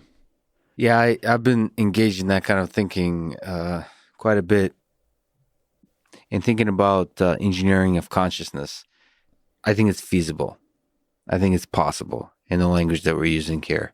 And it's very difficult to reason about a world when inklings of consciousness can be engineered into artificial systems. Not from a philosophical perspective, but from an engineering perspective, I believe a good step towards engineering consciousness is engineering the illusion of consciousness. Mm-hmm. I'm captivated by our natural predisposition to anthropomorphize things. And I think that's what I don't want to hear from the philosophers, but I think that's what we kind of do to each other. Okay. That consciousness is created socially. That like much of the power of consciousness is in the social interaction. I create your consciousness. No, I create my consciousness by having interacted with you. And that's the display of consciousness. It's the same as like the display of emotion. Emotion is created through communication. Language is created through its use. And then we somehow, humans kind of, especially philosophers, the hard problem of consciousness, really want to believe that we possess this thing that's like, there's an elf sitting there with a hat that says, or like a name tag says consciousness, and they're like feeding this subjective experience to us, as opposed to like it actually being an illusion that we construct to make social communication more effective. And so I think if you focus on creating the illusion of consciousness, you can create some very fulfilling experiences in software. And so that to me is a compelling space of ideas to explore. I agree with you. And I think going back to our experience together with brain interfaces on, you could imagine if we get to a certain level of maturity. So first, let's take the inverse of this. So you and I text back and forth and we're sending each other emojis. That has a certain amount of information transfer rate as we're communicating with each other. And so in our communication with people via email and text and whatnot, we've taken the bandwidth of human interaction, the information transfer rate, and we've reduced it. We have less social cues. We have less information to work with. There's a lot more opportunity for misunderstanding. So that is altering the conscious experience between two individuals. And if we add brain interfaces to the equation, let's imagine now we amplify the dimensionality of our communications. That to me is what you're talking about, which is consciousness engineering. Perhaps I understand you with dimensions. So maybe I understand your when you look at the cup and you experience that happiness, you can tell me you're happy. And I then do theory of mind and say, I can imagine what it might be like to be Lex and feel happy about seeing this cup. But if the interface could then quantify and give me a 50 vector space model and say, this is the version of happiness that Lex is experiencing as he looks at this cup, then it would allow me potentially to have much greater empathy for you and understand you as a human of this is how you experience joy. Yes. Which is entirely unique from how I experience joy, even though we assumed ahead of time that we're having some kind of similar experience. But I agree with you that we do consciousness engineering today in everything we do. When we talk to each other, when we're building products, and that we're entering into a stage where it will be much more methodical and quantitative based and computational in how we go about doing it, which to me, I find encouraging because I think it creates better guardrails to create ethical systems on versus right now. I feel like it's really a wild, wild west on how these interactions are happening. Yeah, and it's funny you focus on human to human, but this kind of data enables human to machine interaction, which is what we're kind of talking about when we say engineering consciousness. And that will happen, of course. Let's flip that on its head. Right now we're putting humans as the central node. What if we gave GPT-3 a bunch of human brains and said, hey, GPT-3, learn some manners when you speak. Yeah. And run your algorithms on humans' brains and see how they respond. So you can be polite and so that you can be friendly and so that you can be conversationally appropriate. But to inverse it, to give our machines a training set in real time with closed loop feedback so that our machines were better equipped to find their way through our society in polite and kind and appropriate ways. I love that idea. Or better yet, teach it some, have it read the founding documents and have it visit Austin and Texas. And so that when you tell it, why don't you learn some manners, GPT-3 learns to say no. It learns what it means to be free and a sovereign individual. So that it depends. So it depends what kind of version of GPT-3 you want. One that's free, or one that behaves well with the Viva with la social. revolution. You want a socialist GPT-3. You want an anarchist GPT-3. You want a polite, like you take it home with to visit mom and dad GPT-3, and you want like party and like Vegas to a strip club GPT-3. You want all flavors. And then you've got to have goal alignment between all those. Yeah, they don't want to manipulate each other for sure. So that's. I mean, you kind of spoke to ethics. One of the concerns that people have in this modern world, the digital data, is that of privacy and security. But privacy, they're concerned that when they share data, it's the same thing we feel when we're trust other human beings. In being fragile and revealing something that we're vulnerable about. Mm-hmm. There's a leap of faith. There's a leap of trust that's going to be just between us. There's a privacy to it, and then the challenge is when you're in the digital space, then sharing your data with companies mm-hmm. that use that data for advertisement and all those kinds of things. There's a hesitancy mm-hmm. to share that much data, to share a lot of deep personal data. And if you look at brain data, that feels a whole lot mm-hmm. like it's richly, deeply personal data. Mm-hmm. So how do you think about privacy mm-hmm. with this kind of ocean of data? I think we got off to a wrong start with the internet, where the basic rules of play for the company that be was, if you're a company, you can go out and get as much information on a person as you can find without their approval.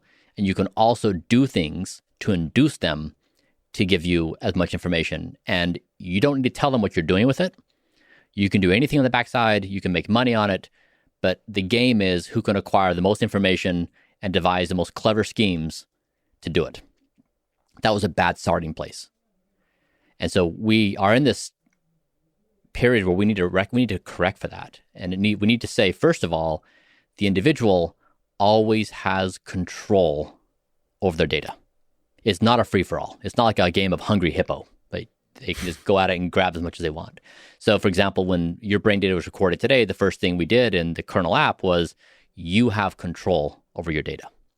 And so it's individual consent, it's individual control, and then you can build up on top of that. But it has to be based upon some clear rules of play. If everyone knows what's being collected, they know what's being done with it, and the person has control over it. So transparency and control. So everybody knows, what does control look like? My ability to delete the data if I want. Yeah, delete it, and to know who it's being shared with, under what terms and conditions. We haven't reached that level of sophistication with our products. Of if you say, for example, hey, Spotify, please give me a customized playlist according to my neurome. You could say you can have access to this vector space model, but only for this duration of time, and then you've got to delete it. We haven't gotten there to that level of sophistication, but these are ideas we need to start talking about of how would you actually structure permissions? Yeah. And I think it creates a much more stable set for society to build, where we understand the rules of play and people aren't vulnerable to being taken advantage. It's not fair for an individual to be taken advantage of without their awareness, with some other practice that some company's doing for their sole benefit. And so hopefully we are going through a process now where we're correcting for these things, and that it can be an economy-wide shift, because really these are fundamentals we need to have in place. It's kind of fun to think about, like in Chrome, when you install an extension or like install an app, it's ask you like what permissions you're willing to give. It'd be cool if in the future it says like, you can have access to my brain data. I mean, it's not unimaginable in the future. The big technology companies have built a business based upon acquiring data about you that they can then create a digital model of you and sell that predictability. And so it's not unimaginable that you will create, with a kernel device, for example, a more reliable predictor of you than they could. And that they're asking you for permission to complete their objectives, and you're the one that gets to negotiate that with them and say, sure. But so it's not unimaginable that might be the case. So there's a guy named Elon Musk, and he has a company, one of the many companies called Neuralink, that has that's also excited about the brain. So it'd be interesting to hear your kind of opinions about a very different approach that's invasive, that requires surgery, that implants a data collection device in the brain. How do you think about the difference between Kernel and Neuralink in the approaches of getting that stream of brain data? Elon and I spoke about this a lot early on. We met up. I had started Kernel, and he had an interest in brain interfaces as well. And we explored doing something together, him joining Kernel. And ultimately, it wasn't the right move. And so he started Neuralink, and I continued building Kernel. But it was interesting because we were both at this very early time where it wasn't certain if there was a path to pursue, if now was the right time to do something, and then the technological choice of doing that. And so we were both, our starting point was looking at invasive technologies. And I was building invasive technology at the time. That's ultimately where he's gone. Little less than a year after Elon and I were engaged, I shifted Kernel to do non-invasive. And we had this neuroscientist come to Kernel. We were talking about, he had been doing neurosurgery for 30 years, one of the most respected neuroscientists in the US.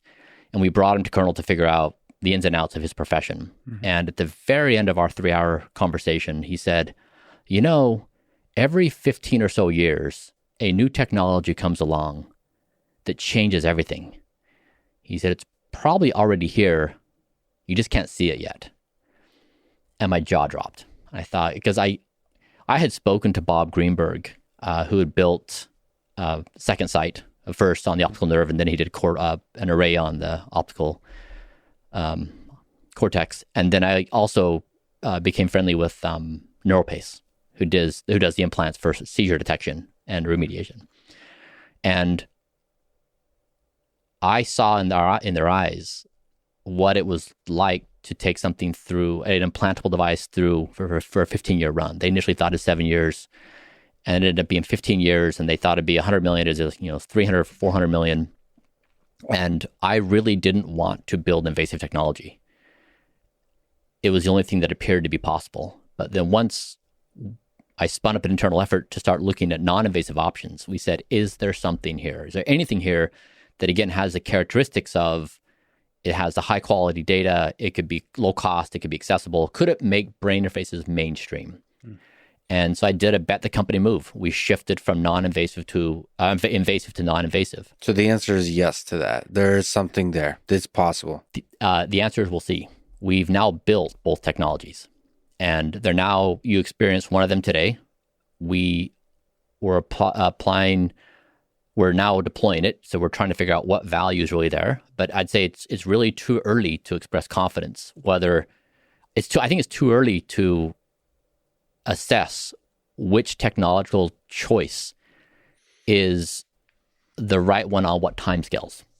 Yeah, timescales are really important here. Very right? important, because if you look at on the invasive side, there's so much activity going on right now of less invasive techniques to get at the neuron firings, which what Neuralink is building. It's possible that in 10, 15 years, when they're scaling that technology, other things have come along, and you'd much rather do that. That thing starts the clock again. It may not be the case. It may be the case that Neuralink has properly chosen the right technology, mm-hmm. and that's exactly where they want to be. Totally possible. And it's also possible that the paths we've chosen are non-invasive fall short for a variety of reasons. It's unknown. And so right now, the two technologies we chose, the analogy I'd give you to create a baseline of understanding is, if you think of it like the internet in the 90s, the internet became useful when people could do a dial-up connection. And then as bandwidth increased, so did the utility of that connection, and so did the ecosystem improve. And so if you say what Kernel Flow is going to give you a full screen on the picture of information, so you're going to be watching a movie, but the image is going to be blurred and the audio is going to be muffled. Mm-hmm. So it has a lower resolution of coverage. Kernel Flux, our MEG technology, is going to give you the full movie in 1080p. Yeah. And Neuralink is going to give you a circle on the screen of 4K. Yeah. And so each one has their pros and cons, and it's give and take. And so the decision I made at Kernel was that these two technologies, Flux and Flow, were basically the answer for the next 7 years. Yeah. And that they would give rise to the ecosystem, which would become much more valuable than the hardware itself, and that we would just continue to improve on the hardware over time. And, it's early days. So it's kind of fascinating to think about that. It's very true that you don't know. Both paths are very promising. And it's like 50 years from now, we will look back and maybe not even remember one of them. Mm-hmm. And the other one might change the world. Mm-hmm. It's so cool how technology is. I mean, that's what entrepreneurship is like. It's the Zeroth principle. Is like you're marching ahead into the darkness, into the fog, not knowing. It's wonderful to have someone else out there with us doing this, because if you look at brain interfaces, anything that's off the shelf right now is inadequate. It's had its run for a couple decades. It's still in hacker communities. It hasn't gone to the mainstream. The room-sized machines are on their own path. But there is no answer right now of bringing brain interfaces mainstream. And so both they and us, we've both spent over $100 million.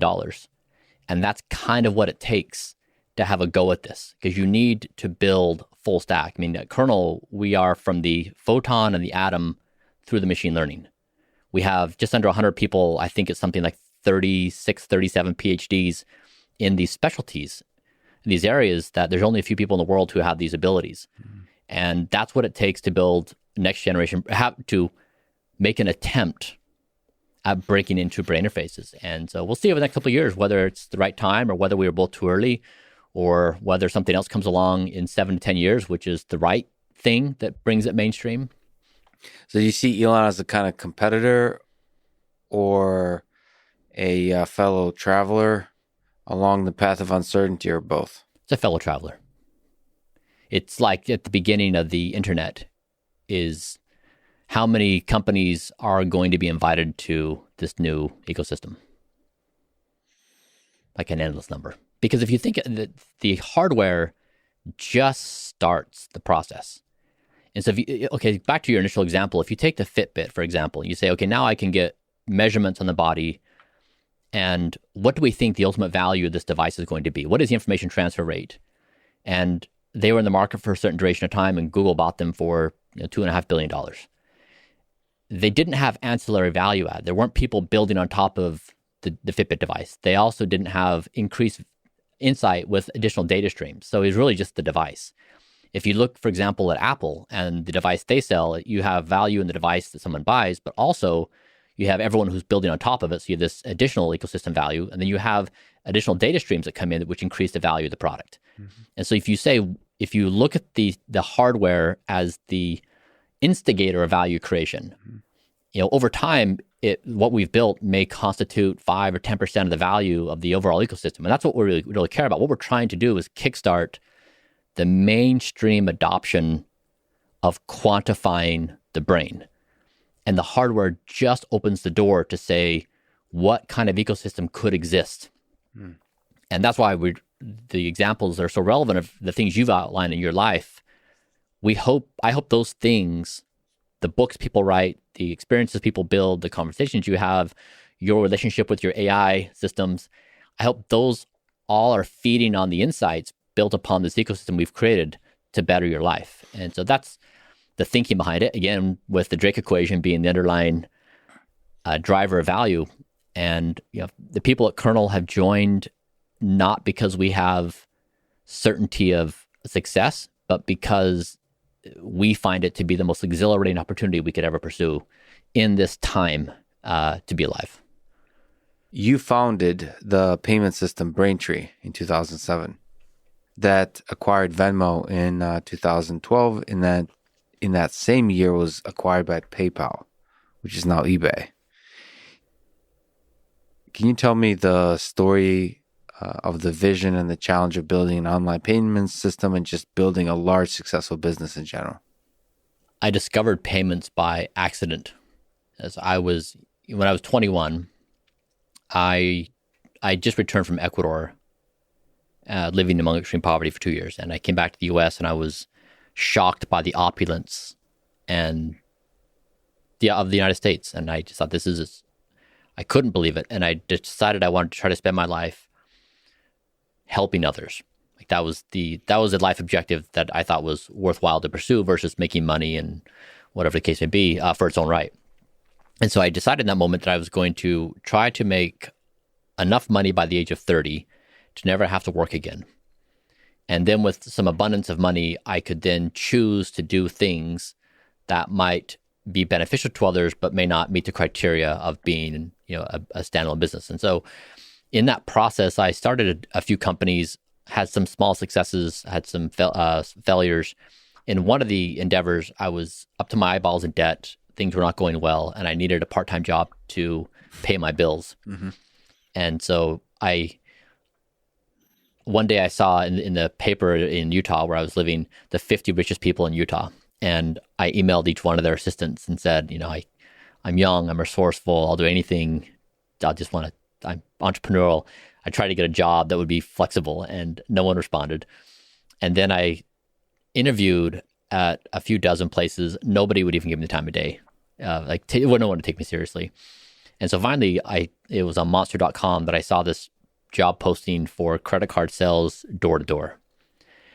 Commission. I did not know this story. This is great. I love the head drop. That's exactly right. So it was the low points to which we go in life. So I responded, and the person made an attempt at suggesting that they had some kind of standards that they would consider in hiring. But it's kind of like, if you could fog a mirror, like, you come and do this because it's 100% commission. And so I started walking up and down the street in my community selling credit card processing. And so what you learn immediately in doing that is, if you walk into a business, first of all, the business owner is typically there. And you walk in the door and they can tell by how you're dressed or how you walk, whatever their pattern recognition is. Mm-hmm. And they just hate you immediately. It's like, stop wasting my time. I really am trying to get stuff done. I don't want to listen to a sales pitch. And so you have to overcome the initial get out. And then once you engage, and when you say the word credit card processing, the person's like, I already hate you because I have been taken advantage of dozens of times because you all are weasels. And so I had to figure out an algorithm to get past all those different conditions, because I was still working on my other startup for the majority of my time. So I was doing this part-time. And so I figured out that the industry really was built on people, on deceit. Basically, people promising things that were not reality. And so I'd walk into a business and I'd say, look, I will give you $100. I'd put out a $100 bill and say, I'll give you $100 for 3 minutes of your time. If you don't say yes to what I'm saying, I'll give you $100. And then he'd usually crack a smile and say, okay, what do you got for me, son?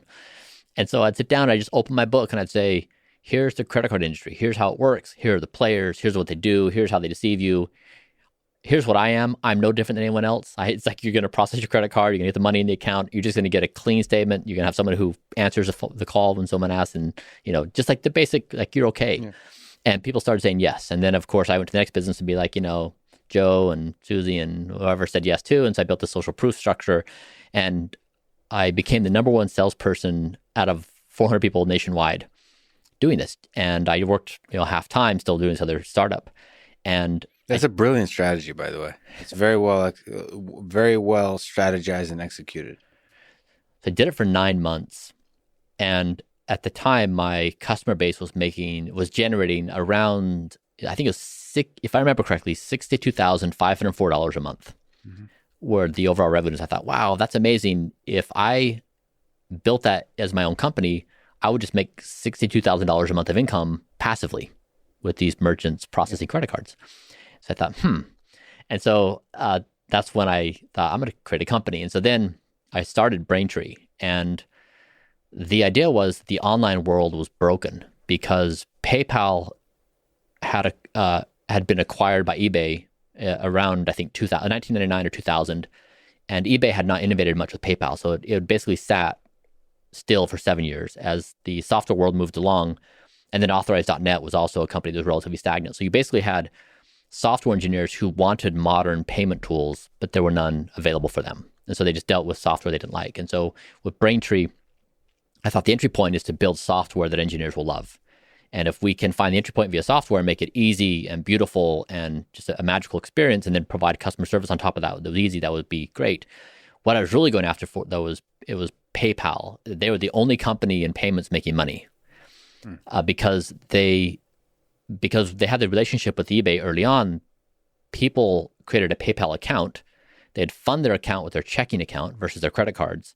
And then when they'd use PayPal to pay a merchant, PayPal had a cost of payment of 0 versus if you have coming from a credit card, you have to pay the bank the fees. So PayPal's margins were 3% on a transaction versus a typical payments company, which may be a nickel or a penny or a dime or something like that. And so I knew PayPal really was the model to replicate, but a bunch of companies had tried to do that. They tried to come in and build a two-sided marketplace. So get consumers to fund the checking account and the merchants to accept it. But they'd all failed because building a two-sided marketplace is very hard at the same time. So my plan was I'm going to build a company and get the best merchants in the whole world to use our service. Then in year 5, I'm going to acquire a consumer payments company, and I'm going to bring the two together. Wow. And so focus on the merchant side. Exactly. And then get the payments company that does the customer, the whatever. So the other side of it. Yeah, this is the plan I presented when I was at the University of Chicago. And weirdly, it happened exactly like that. So 4 years in, our customer base included Uber, Airbnb, GitHub, 37 Signals, now Basecamp. We had a fantastic collection of companies that represented some of the fastest growing tech companies in the world. And then we met up with Venmo, and they had done a remarkable job in building product. Then something very counterintuitive, which is make public your private financial transactions, which people previously thought were something that should be hidden from others. And we acquired Venmo. And at that point, we replicated the model because now people could fund their Venmo account with their checking account, keep money in the account, and then you could just plug Venmo in as a form of payment. And so I think PayPal saw that we were getting the best merchants in the world. We had people using Venmo. They were both the up-and-coming millennials at the time who had so much influence online. And so they came in and offered us an attractive number. And my goal was not to build the biggest payments company in the world. It wasn't to try to climb the Forbes billionaire list. The objective was I want to earn enough money so that I can basically dedicate my attention to doing something that could potentially be useful on a society-wide scale. And more importantly, that could be considered to be valuable from the vantage point of 2050, 2100, and 2500. So thinking about it on a few 100-year time scale. And there was a certain amount of money I needed to do that, so I didn't require the permission of anybody to do that. And so what PayPal offered was sufficient for me to get that amount of money to basically have a go. And that's when I set off to survey everything I could identify in existence to say, of anything in the entire world I could do, what one thing could I do that would actually have the highest value potential for the species? And so it took me a little while to arrive at brain interfaces, but payments in themselves are revolutionary technologies that can change the world. Like, let's not let's not forget that too easily. I mean, obviously you know this, but there's quite a few lovely folks who are now fascinated with the space of cryptocurrency. And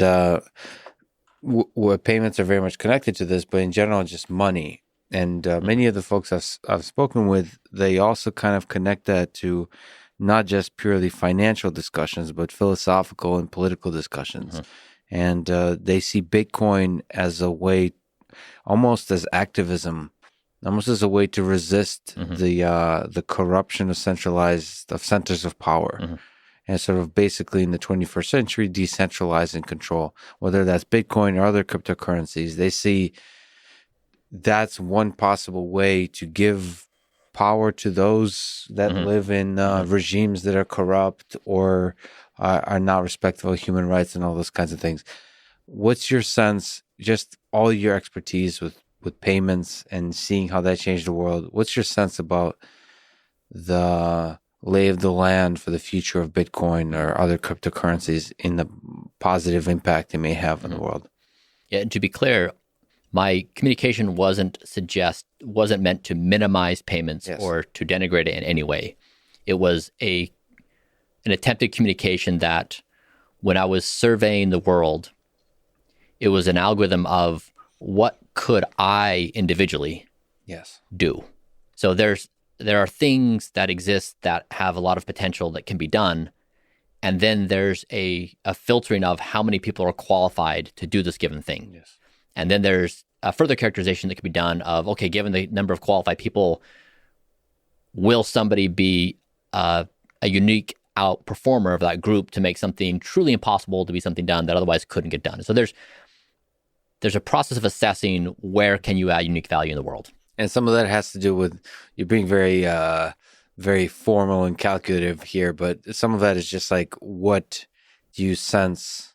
Like part of that equation is how much passion you sense within yourself to be able to drive that through to discover the impossibilities and make them possible. That's right. And so we were at Braintree, I think we were the first company to integrate Coinbase into our, I think we were the first payments company to formally incorporate crypto, if I'm not mistaken.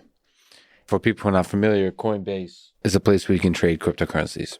Yeah, which was one of the only places you could. So we were early in doing that.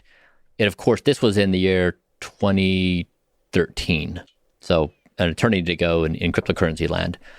I concur with the statement you made of the potential of the principles underlying cryptocurrencies, and that many of the things that they're building in the name of money and of moving value is equally applicable to the brain and equally applicable to how the brain interacts with the rest of the world and how we would imagine doing goal alignment with people. So to me, it's a continuous spectrum of possibility. And your question is isolated on the money.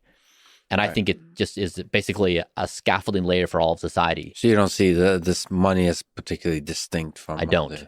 I think we at Kernel, we will benefit greatly from the progress being made in cryptocurrency because it will be a similar technology stack we will want to use for many things we want to accomplish. And so I'm bullish on what's going on and think it could greatly enhance brain interfaces and the value of the brain interface ecosystem. I mean, is there something you could say about, first of all, bullish on cryptocurrency versus fiat money? So do you have a sense that in 21st century, cryptocurrency will be embraced by governments and change the face of governments, the structure of governments?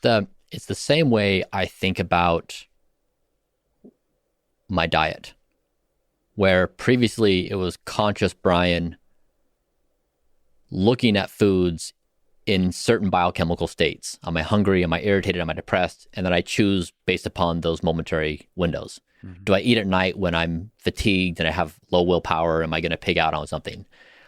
And the current monetary system is based upon human conscious decision-making and politics and power and this whole mess of things. And what I like about the building blocks of cryptocurrency is it's methodical, it's structured, it is accountable, it's transparent.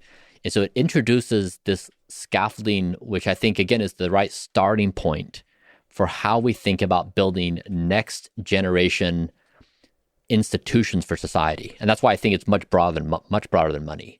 So I guess what you're saying is Bitcoin is the demotion of the conscious mind as well.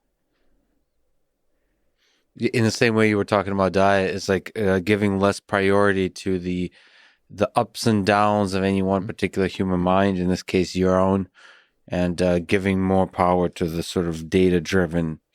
Yes. Yeah. I think that is accurate that cryptocurrency is a version of what I would call my autonomous self that I'm trying to build. Yeah. It is an introduction of an autonomous system of value exchange and value and the process, of value creation in society. Yes, I said there's similarities. So I guess what you're saying is Bitcoin will somehow help me not pig out at night, or the equivalent of. Speaking of diet, if we could just linger on that topic a little bit. We already talked about your blog post of I fired myself. I fired Bryan the evening. Bryan, who's too willing to not making good decisions for the long-term well-being and happiness of the entirety of the organism.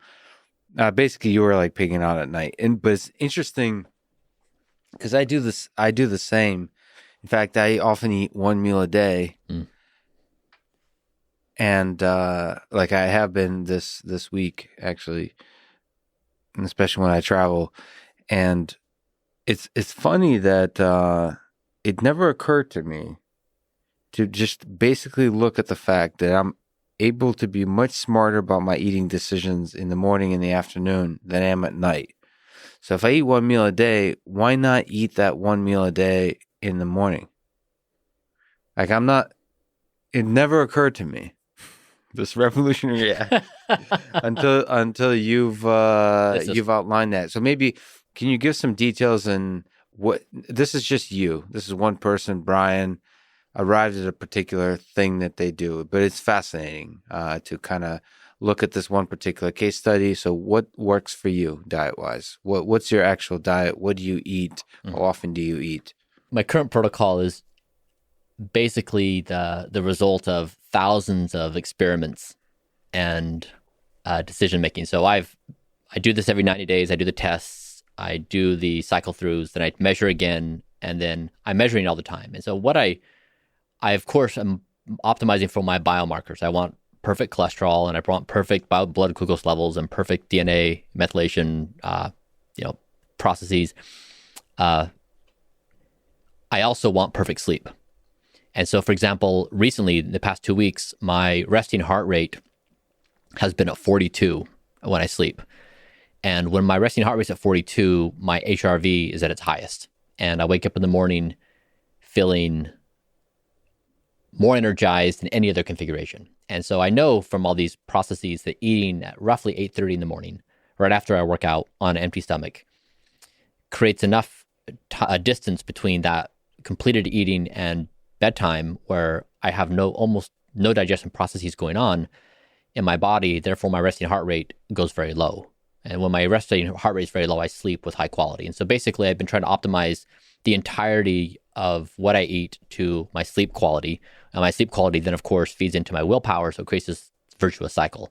And so at 8:30, what I do is I eat what I call super veggie, it's a pudding of 250 grams of broccoli, 150 grams of cauliflower, and a whole bunch of other vegetables. That I eat what I call nutty pudding, which is... You make the pudding yourself? Like what do you call it? Like a veggie mix, whatever thing. Is that like a blender? High-speed blender. You can be made in a high-speed blender. But basically, I eat the same thing every day. A veggie bowl in the form of pudding, and then a bowl in the form of nuts. And then I have... vegan. Vegan, yes. Vegan. So that's fat, and that's like... that's fat and carbs and some protein and so on. Then I have a Does third it taste good? I love it. I love it so much I dream about it. Yeah. That's awesome. Yeah. This is And then I have a third dish, which it changes every day. Today it was kale and spinach and sweet potato. And then I take about 20 supplements that hopefully constitute a perfect nutritional profile. So what I'm trying to do is create the perfect diet for my body every single day. Where sleep is part of the optimization. That's right. You're like one of the things you're really tracking. I mean, I have a million questions, but 20 supplements, like what kind would you say are essential? Because I only take I only take athleticgreens.com/west. That's like the multivitamin essentially. That's like the lazy man, like like if you don't actually want to think about shit, that's what you take. And then fish oil, and that's it. That's all I take. Yeah, Alfred North Whitehead said, civilization advances as it extends the number of important operations it can do without thinking about them. Yes. And so my objective on this is I want an algorithm for perfect health that I never have to think about. Yeah. And then I want that system to be scalable to anybody so that they don't have to think about it. And right now it's expensive for me to do it. It's time consuming for me to do it. And I have infrastructure to do it. But the future of being human is not going to the grocery store and deciding what to eat. It's also not reading scientific papers trying to decide this thing or that thing. It's all N of one. It's devices on the outside and inside your body assessing real time what your body needs and then creating closed loop systems for that to happen. Yeah. So right now you're doing the data collection and you're being the scientist. It'd be much better if you're doing if you just did the data collect, or it was being essentially done for you, and you can outsource that to another scientist that's doing the N01 study of you. That's right, because every time I spend time thinking about this or spending time on it, I'm spending less time thinking about building kernel or the future of being human.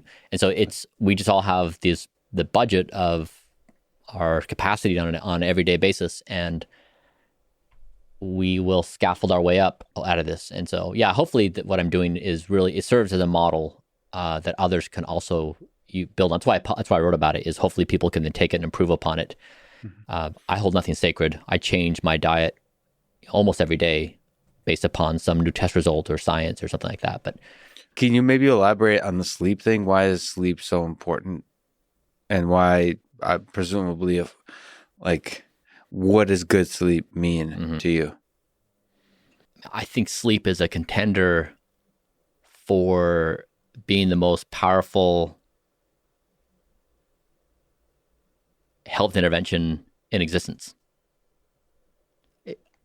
It's a contender. I mean, it's magical what it does if you're well rested and what your body can do. And I mean, for example, I know when I eat close to my bedtime, and I've done a systematic study for years, looking at like 15-minute increments on time of day on where I eat my last meal, my willpower is directly correlated to the amount of deep sleep I get. So my ability to not binge eat at night when Rascal Bryan's out and about is based upon how much deep sleep I got the night before. Yeah. And so there's a lot to that. Yeah. And so I've seen it manifest itself. And so I think the way I'd summarize this is, in society, we've had this myth of, we tell stories, for example, of entrepreneurship, where this person was so amazing, they stayed at the office for 3 days and slept under their desk. Yeah. And we say, wow, that's amazing. That's amazing. And now I think we're headed towards a state where we'd say that's primitive and really not a good idea on every level. And so the new mythology is going to be the exact opposite. Yeah. By the way, just to sort of maybe push back a little bit on that idea. Did you sleep under your desk, Lex? Well, yeah, a lot. I'm a big believer in that, actually. I'm a big believer in chaos and not giving into your passion. Mm-hmm. And sometimes doing things that are out of the ordinary, that are like not trying to optimize health for certain periods of time in lieu of your passions, is a signal to yourself that you're throwing everything away. So I think what you're referring to is how to have good performance for prolonged periods of time. I think there's moments in life when you need to throw all of that away, all the plans away, all the structure away. So I'm not sure I have an eloquent way of describing exactly what I'm talking about, but it all depends on different people. On people. People are different, but there's a danger of over optimization to where you don't just give in to the madness of the way your brain flows. I mean, to push back on my pushback is like, it's nice to have like where the foundations of your brain are not messed with. So you have a fixed foundation where the diet is fixed, where the sleep is fixed, and that all of that is optimal. And the chaos happens in the space of ideas as opposed to the space of biology. But, I'm not sure if there's that requires real discipline and forming habits. There's some aspect to which some of the best days and weeks of my life have been, sleeping under a desk kind of thing. Mm-hmm. And I'm not too willing to let go of things that empirically worked for things that work in theory. Mm-hmm. And so I'm absolutely with you on sleep. Also, I'm with you on sleep conceptually, but I'm also very humbled to understand that for different people, good sleep means different things. I'm very hesitant to trust science on sleep. I think you should also be a scholar of your own body. Again, an experiment of N of 1. I'm not so sure that a full night's sleep is great for me. There is something about that power nap that I just have not fully studied yet. But that nap is something special. Yeah. That I'm not sure I found the optimal thing. Yeah. So there's a lot to be explored to what is exactly optimal amount of sleep, optimal kind of sleep, combined with diet and all those kinds of, I mean, that all maps to sort of data, leads to truth, exactly everything you're referring to. Here's a data point for your consideration. Yes. The progress in biology over the past, say, decade has been stunning. Yes. And it now appears as if we will be able to replace our organs, xeno transplantation. And so we probably have a path to replace and regenerate every organ of your body except for your brain. You can lose your hand and your arm and a leg, you can have an artificial heart. You can't operate without your brain.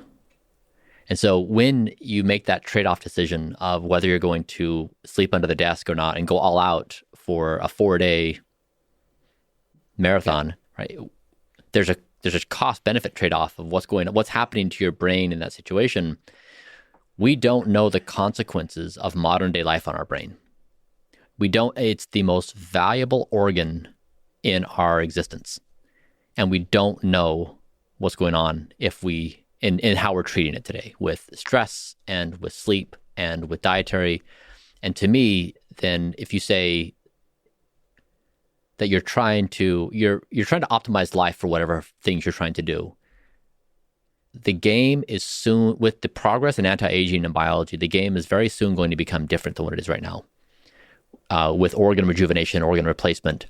And I would conjecture that we will value the health status of our brain above all things. Yeah, no, absolutely. Everything you're saying is true, but we die. We die pretty quickly. Life is short.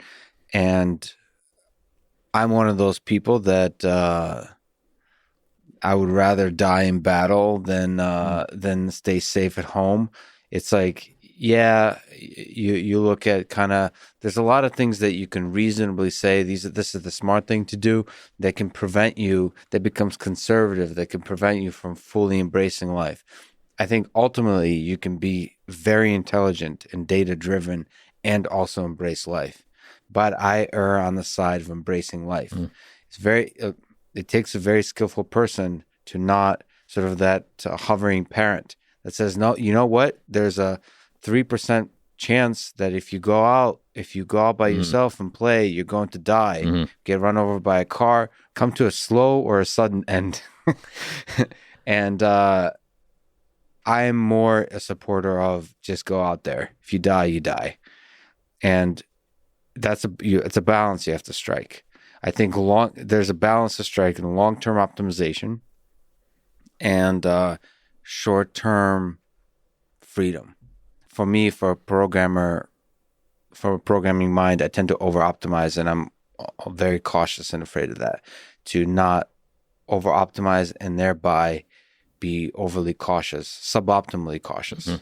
about everything I do. And then the ultimate thing I'm trying to optimize for is funny. You said like sleep and all those kinds of things. I tend to think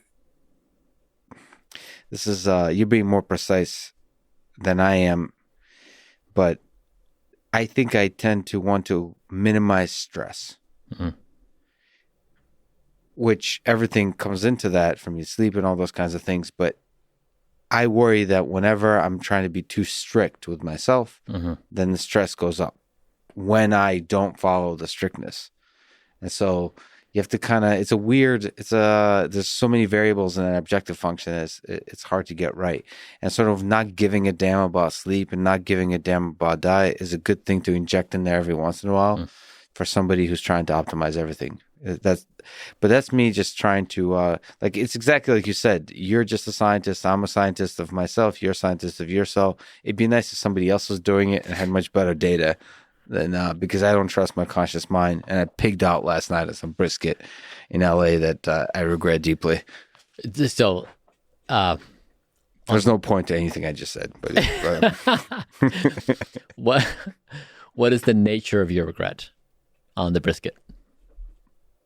Do you wish you hadn't eaten it entirely? Is it that you wish you hadn't eaten as much as you did? Is it that? I think, the most regret, I mean, if we want to be specific, I drank way too much, like diet soda. My biggest regret is like having drank so much diet soda. That's the thing that really was the problem. I had trouble sleeping because of that, because I was like programming and then I was editing. And so I stayed up late at night and then I had to get up to go pee a few times and it was just a mess. A mess of a night. It was, well, it's not really a mess, but like it's like the little things. I know if I just eat, I drink a little bit of water and that's it. And there's all of us have perfect days that we know diet-wise and so on, that's good to follow, you feel good. I know what it takes for me to do that. I didn't fully do that, and thereby, because there's an avalanche effect where the other sources of stress, all the other to-do items I have, pile on my failure to execute on some basic things that I know make me feel good, and all of that combines to create a mess of a day. But some of that chaos, you have to be okay with it. But some of it I wish was a little bit more optimal. And your ideas about eating in the morning are quite interesting as an experiment to try. Yeah. Can you elaborate? Are you eating once a day? Yes. In the morning, and that's it. Can you maybe speak to how that? So you spoke. It's funny. You spoke about the metrics of sleep, but you're also, and you run a business, you're incredibly intelligent. You have to, most of your happiness and success relies on you thinking clearly. So how does that affect your mind and your body in terms of performance? Yeah. So not just sleep, but actual like mental performance. As you were explaining your objective function of, for example, in the criteria you were including, you like certain neurochemical states, like you like feeling like you're living life, that life has enjoyment, that sometimes you want to disregard certain rules to have a moment of passion, of focus. There's this architecture of the way Lex is, which makes you happy as a story you tell, as something you kind of experience. Maybe the experience is a bit more complicated, but it's in this idea you have, this is a version of you. And the reason why I maintain the schedule I do is I've chosen a game to say I would like to live a life where I care more about what people who live in the year 2500 think of me than I do today.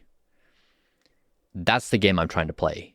And so therefore, the only thing I really care about on this optimization is trying to see past myself, past my limitations, using Zeroth principle thinking, pull myself out of this contextual mesh we're in right now and say, what will matter 100 years from now and 200 years from now? What are the big things really going on that are defining reality?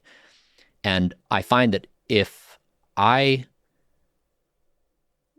were to hang out with Diet Soda Lex, and Diet Soda Bryan were to play along with that, and my deep sleep were to get crushed as a result, my mind would not be on what matters in 100 years or 200 years or 300 years. I would be irritable.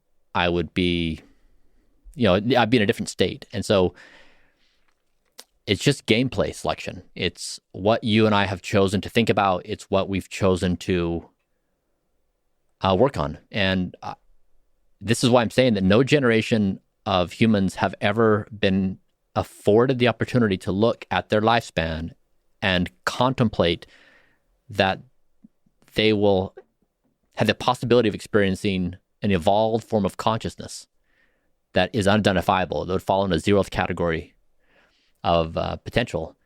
That to me is the most exciting thing in existence. And I would not trade any momentary neurochemical state right now in exchange for that. I'd be willing to deprive myself of all momentary joy in the pursuit of that goal, because that's what makes me happy. That's brilliant. But I'm a bit. I just looked it up. I'm with. I just looked up Braveheart's speech and William Wallace. That I don't know if you've seen it. Fight and you may die. Run and you'll live, at least a while. And dying in your beds many years from now, would you be willing to trade all the days from this day to that for one chance, just one chance? Picture Mel Gibson saying this, to come back here and tell our enemies that they may take our lives with growing excitement, but they'll never take our freedom. I get excited every time I see that in the movie, but that's kind of how I approach life. And do you think they were tracking their sleep? They were not tracking their sleep, and they ate way too much brisket, and they were fat, unhealthy, died early, and were primitive. But there's something in my ape brain that's attracted to that, even though most of my life is fully aligned with the way you see yours. Yeah, and part of it is for comedy, of course, but part of it is like I'm almost afraid of over-optimization. I mean, really what you're saying, though, if we're looking at this, let's say from a first principles perspective, when you read those words, they conjure up certain life experiences. But you're basically saying, I experience a certain neurotransmitter state when these things are in action. Yeah. That's all you're saying. So whether it's that or something else, you're just saying you have a selection for how your state for your body. And so if you, as an engineer of consciousness, that should just be engineerable. Yeah. I mean, that's just triggering certain chemical reactions. Yeah. And so so it doesn't mean they have to be mutually exclusive. You can have that and experience that and also not sacrifice long-term health. And I think that's the potential of where we're going is we don't have to assume they are trade-offs that must be had. Absolutely. And so I guess for my particular brain, it's useful to have the outlier experiences that also come along with the illusion of free will, where I chose those experiences. That's right. That make me feel like it's freedom. Listen, going to Texas made me realize I still am, but I lived at Cambridge at MIT, mm-hmm. and I never felt like home there. Mm. I felt like home in the space of ideas with the colleagues, like when I was actually discussing ideas, but there is something about the constraints, how cautious people are, mm-hmm. how much they valued also kind of material success, career success. When I showed up to Texas, it felt like I belong. That was very interesting, but that's my neurochemistry, whatever the hell that is, whatever. Maybe it probably is rooted to the fact that I grew up in the Soviet Union. It was such a constrained system that you really deeply value freedom, and you always want to escape the man and the control of centralized systems. I don't know what it is, but at the same time, I love strictness. I love the dogmatic authoritarianism of diet, of like the same habit, exactly the habit you have. I think that's actually when bodies perform optimally. My body performs optimally. So balancing those two, I think if I have the data, every once in a while, party with some wild people, but most of the time, eat once a day. Perhaps in the morning. I'm going to try that. That might be very interesting. But I'd rather not try it. I'd rather have the data that tells me to do it. But in general, you're able to, eating once a day, think deeply about stuff. Like that's a concern that people have is like, does your energy wane? All those kinds of things. Mm-hmm. Do you find that it's, especially because it's unique, it's vegan as well. Mm-hmm. So you find that you're able to have a clear mind, a focus, and just physically and mentally throughout.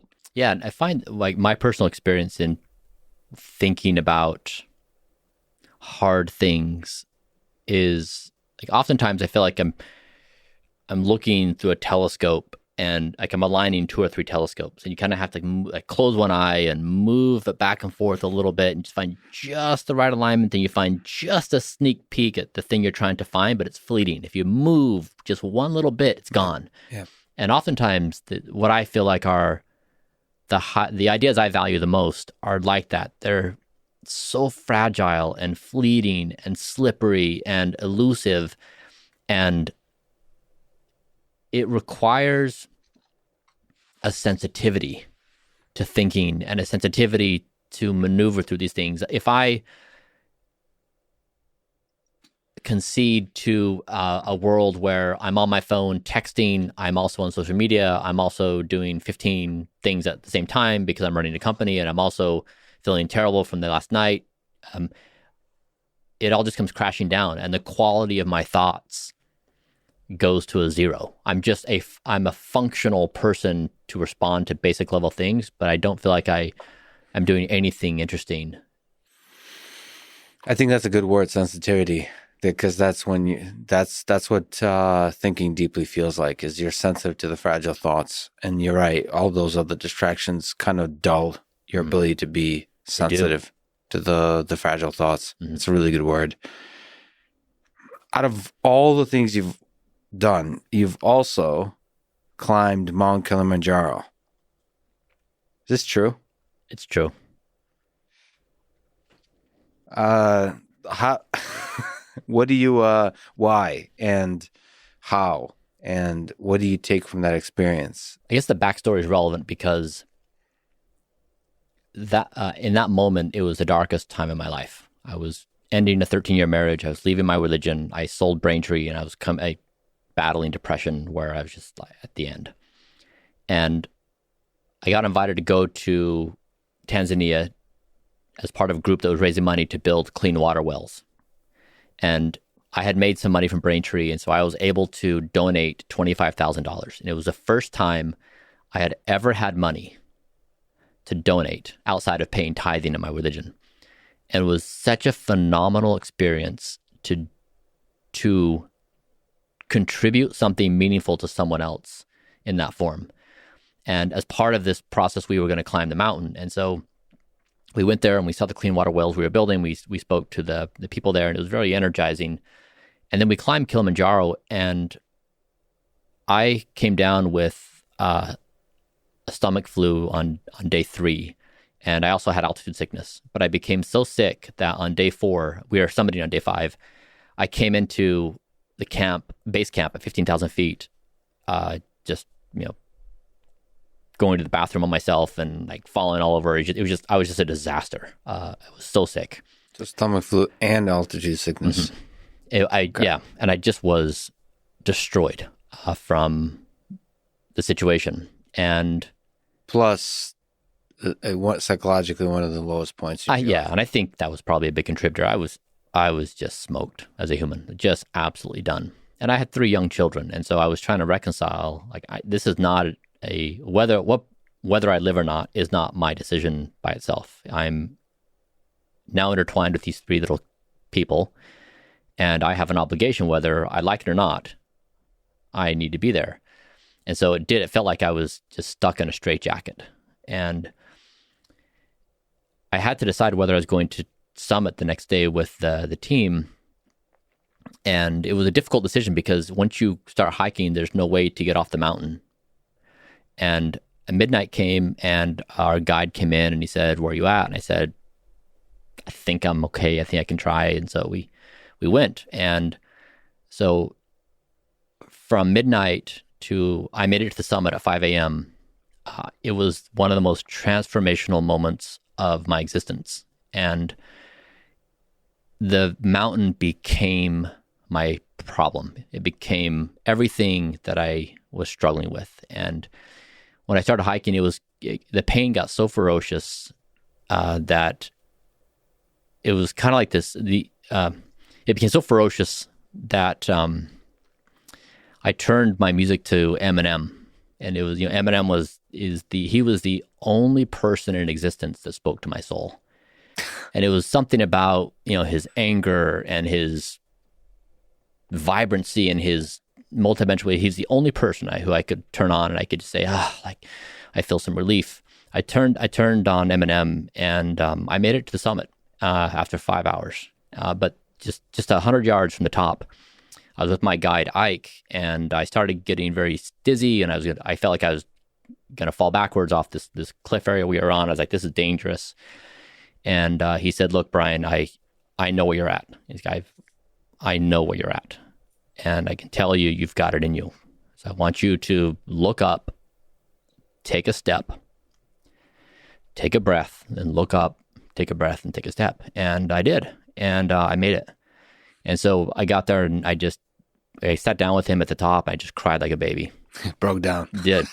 I just lost it. And so he let me do my thing, and then we pulled out the pulse oximeter, and he measured my blood oxygen levels, and it's like it was like 50-something%, and it was danger zone. So he looked at it, and I think he was like really alarmed that I was in this situation. And so he said, we can't get a helicopter here, and we can't get you emergency evacuated. You've got to go down. You've got to hike down to 15,000 feet to get base camp. And so we went on the mountain. I got back down to base camp, and again, that was pretty difficult. And then they put me on a stretcher, this metal stretcher with this one wheel, and a team of 6 people wheeled me down the mountain. And it was pretty torturous. I'm very appreciative they did. Also, the trail was very bumpy, so they'd go over these big rocks, and so my head would just slam against this metal thing for hours. And so I just felt awful. Plus I was getting my head slammed every couple seconds. Yeah. So the whole experience was really a life-changing moment. And that's it. That was the demarcation of me basically building a new life. Basically I said, I'm going to reconstruct Bryan, my understanding of reality, my existential realities, what I want to go after. And I mean, as much as that's possible as a human, but that's when I set out to rebuild everything. Was it the struggle of that? I mean, there's also just like the romantic, poetic, it's a freaking mountain. Is a man in pain, psychological and physical, struggling up a mountain. Mm-hmm. But it's just struggle, just in the face of just pushing through in the face of hardship or nature too, something much bigger than you. Was that the thing that just clicked? For me, it felt like I was just locked in with reality, and it was a death match. It was in that moment, one of us is going to die. So you were pondering death. Yeah. Like not surviving. Yep. And that was the moment. And it was, the summit to me was, I'm going to come out on top, and I can do this. And giving in it's like, I'm just done. And so I locked in, and that's why, mountains are magical to me. I didn't expect that. I didn't design that. I didn't know that was going to be the case. It would not have been something I would have anticipated. But you were not the same man afterwards. Yeah. Is there advice you can give to young people today that look at your story that's successful in many dimensions? Advice you can give to them about how to be successful in their career, successful in life, mm-hmm. whatever path they choose? Mm-hmm. Yes, I would say listen to advice and see it for what it is, a mirror of that person, and then map and know that your future is going to be in a Zeroth principle land. And so what you're hearing today is a representation of what may have been the right principles to build upon previously, but they're likely depreciating very fast. And so I am a strong proponent that people ask for advice, but they don't take advice. So how do you take advice properly? It's in the careful examination of the advice. It's actually the person makes a statement about a given thing somebody should follow. The value is not doing that. The value is understanding the assumption stack they built, the assumption and knowledge stack they built around that body of knowledge. That's the value. It's not doing what they say. considering the advice, but digging deeper to understand the assumption stack, like the full person. It's almost, I mean, this is deep empathy, essentially, to understand the journey of the person that arrived at the advice. And the advice is just the tip of the iceberg. That's right. That ultimately is not the thing that gives you. That's right. It could be the right thing to do. It could be the complete wrong thing to do, depending on the assumption stack. So you need to investigate the whole thing. Are there been people in your startup, in your business journey, that have served that role of advice giver that's been helpful? Or do you feel like your journey felt like a lonely path, or was it one that was, of course, we all are born and die alone, but do you fundamentally remember the experience as one where you leaned on people at a particular moment of time that changed everything? Yeah, the most significant moments of my memory, for example, like on Kilimanjaro, when Ike, some person I'd never met in Tanzania, was able to, in that moment, apparently see my soul when I was in this death match with reality. Yes. And he gave me the instructions, look up, step. And so there's magical people in my life that have done things like that. And I suspect they probably don't know. I probably should be better at identifying those things. But yeah, hopefully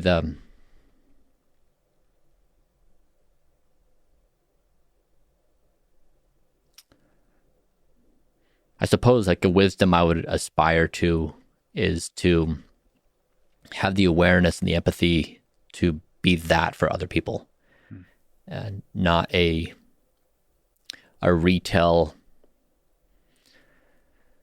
advertiser of advice, of tricks for life, but deeply meaningful and empathetic with a one-on-one context with people that it really could make a difference. Yeah, I actually kind of experience, I think about that sometimes. You have like a 18-year-old kid come up to you. It's not always obvious. It's not always easy to really listen to them. Mm-hmm. Like not the facts, but like see who that person is. I think people say that about being a parent is, you want to consider that you don't want to be the authority figure in a sense that you really want to consider that there's a special, unique human being there with a unique brain that may be brilliant in ways that you are not understanding, that you'll never be, and really try to hear that. So when giving advice, there's something to that. So both sides should be deeply empathetic about the assumption stack. I love that terminology. What do you think is the meaning of this whole thing? Of life? Why the hell are we here, Bryan Johnson? We've been talking about brains and studying brains, and you had this very eloquent way of describing life on Earth as an optimization problem of the cost of intelligence going to zero. At first through the evolutionary process, and then eventually through building, through our technology, building more and more intelligent systems. You ever ask yourself why is doing that? Yeah, I think the answer to this question, again, the information value is more in the mirror it provides of that person, which is a representation of the technological, social, political context of the time. So if you asked this question 100 years ago, you would get a certain answer that reflects that time period. Same thing would be true for 1,000 years ago. It's rare. It's difficult for a person to pull themselves out of their contextual awareness and offer a truly original response. And so knowing that I am contextually influenced by the situation, that I am a mirror for our reality, I would say that in this moment, I think the real game going on is that in evolution built a system of scaffolding intelligence that produced us. We are now building intelligent systems that are scaffolding higher dimensional intelligence. That's developing more robust systems of intelligence. In that process, with the cost going to zero, then the meaning of life becomes goal alignment, which is the negotiation of our conscious and unconscious existence. And then I'd say the third thing is, if we're thinking that we want to be explorers, is our technological progress is getting to a point where we could aspirationally say, we want to figure out what is really going on. Really going on. Because does any of this really make sense? Now, we may be 100, 200, 500, 1,000 years away from being able to poke our way out of whatever is going on. But it's interesting that we could even state an aspiration to say we want to poke at this question. But I'd say in this moment of time, the meaning of life is that we can build a future state of existence that is more fantastic than anything we could ever imagine. The striving for something more amazing. And that defies expectations that we would consider bewildering, and all the things that's and I guess the last thing, if there's multiple meanings of life, it would be infinite games. James Carse wrote the book Finite Games, Infinite Games. Mm-hmm. The only game to play right now is to keep playing the game. And so this goes back to the algorithm of the Lex algorithm of diet soda and brisket and pursuing the passion. What I'm suggesting is there's a moment here where we can contemplate playing infinite games. Therefore, it may make sense to err on the side of making sure one is in a situation to be playing infinite games if that opportunity arises. So it's just the landscape of possibilities changing very, very fast. And therefore, our old algorithms of how we might assess risk assessment and what things we might pursue and why, those assumptions may fall away very quickly. Well, I think I speak for a lot of people when I say that the game you, Mr. Bryan Johnson, have been playing is quite incredible. Thank you so much for talking today. Thanks, Lex. Thanks for listening to this conversation with Bryan Johnson, and thank you to Four Sigmatic, NetSuite, Grammarly, and ExpressVPN. Check them out in the description to support this podcast. And now, let me leave you with some words from Diane Ackerman. Our brain is a crowded chemistry lab, bustling with nonstop neural conversations. Thank you for listening, and hope to see you next time.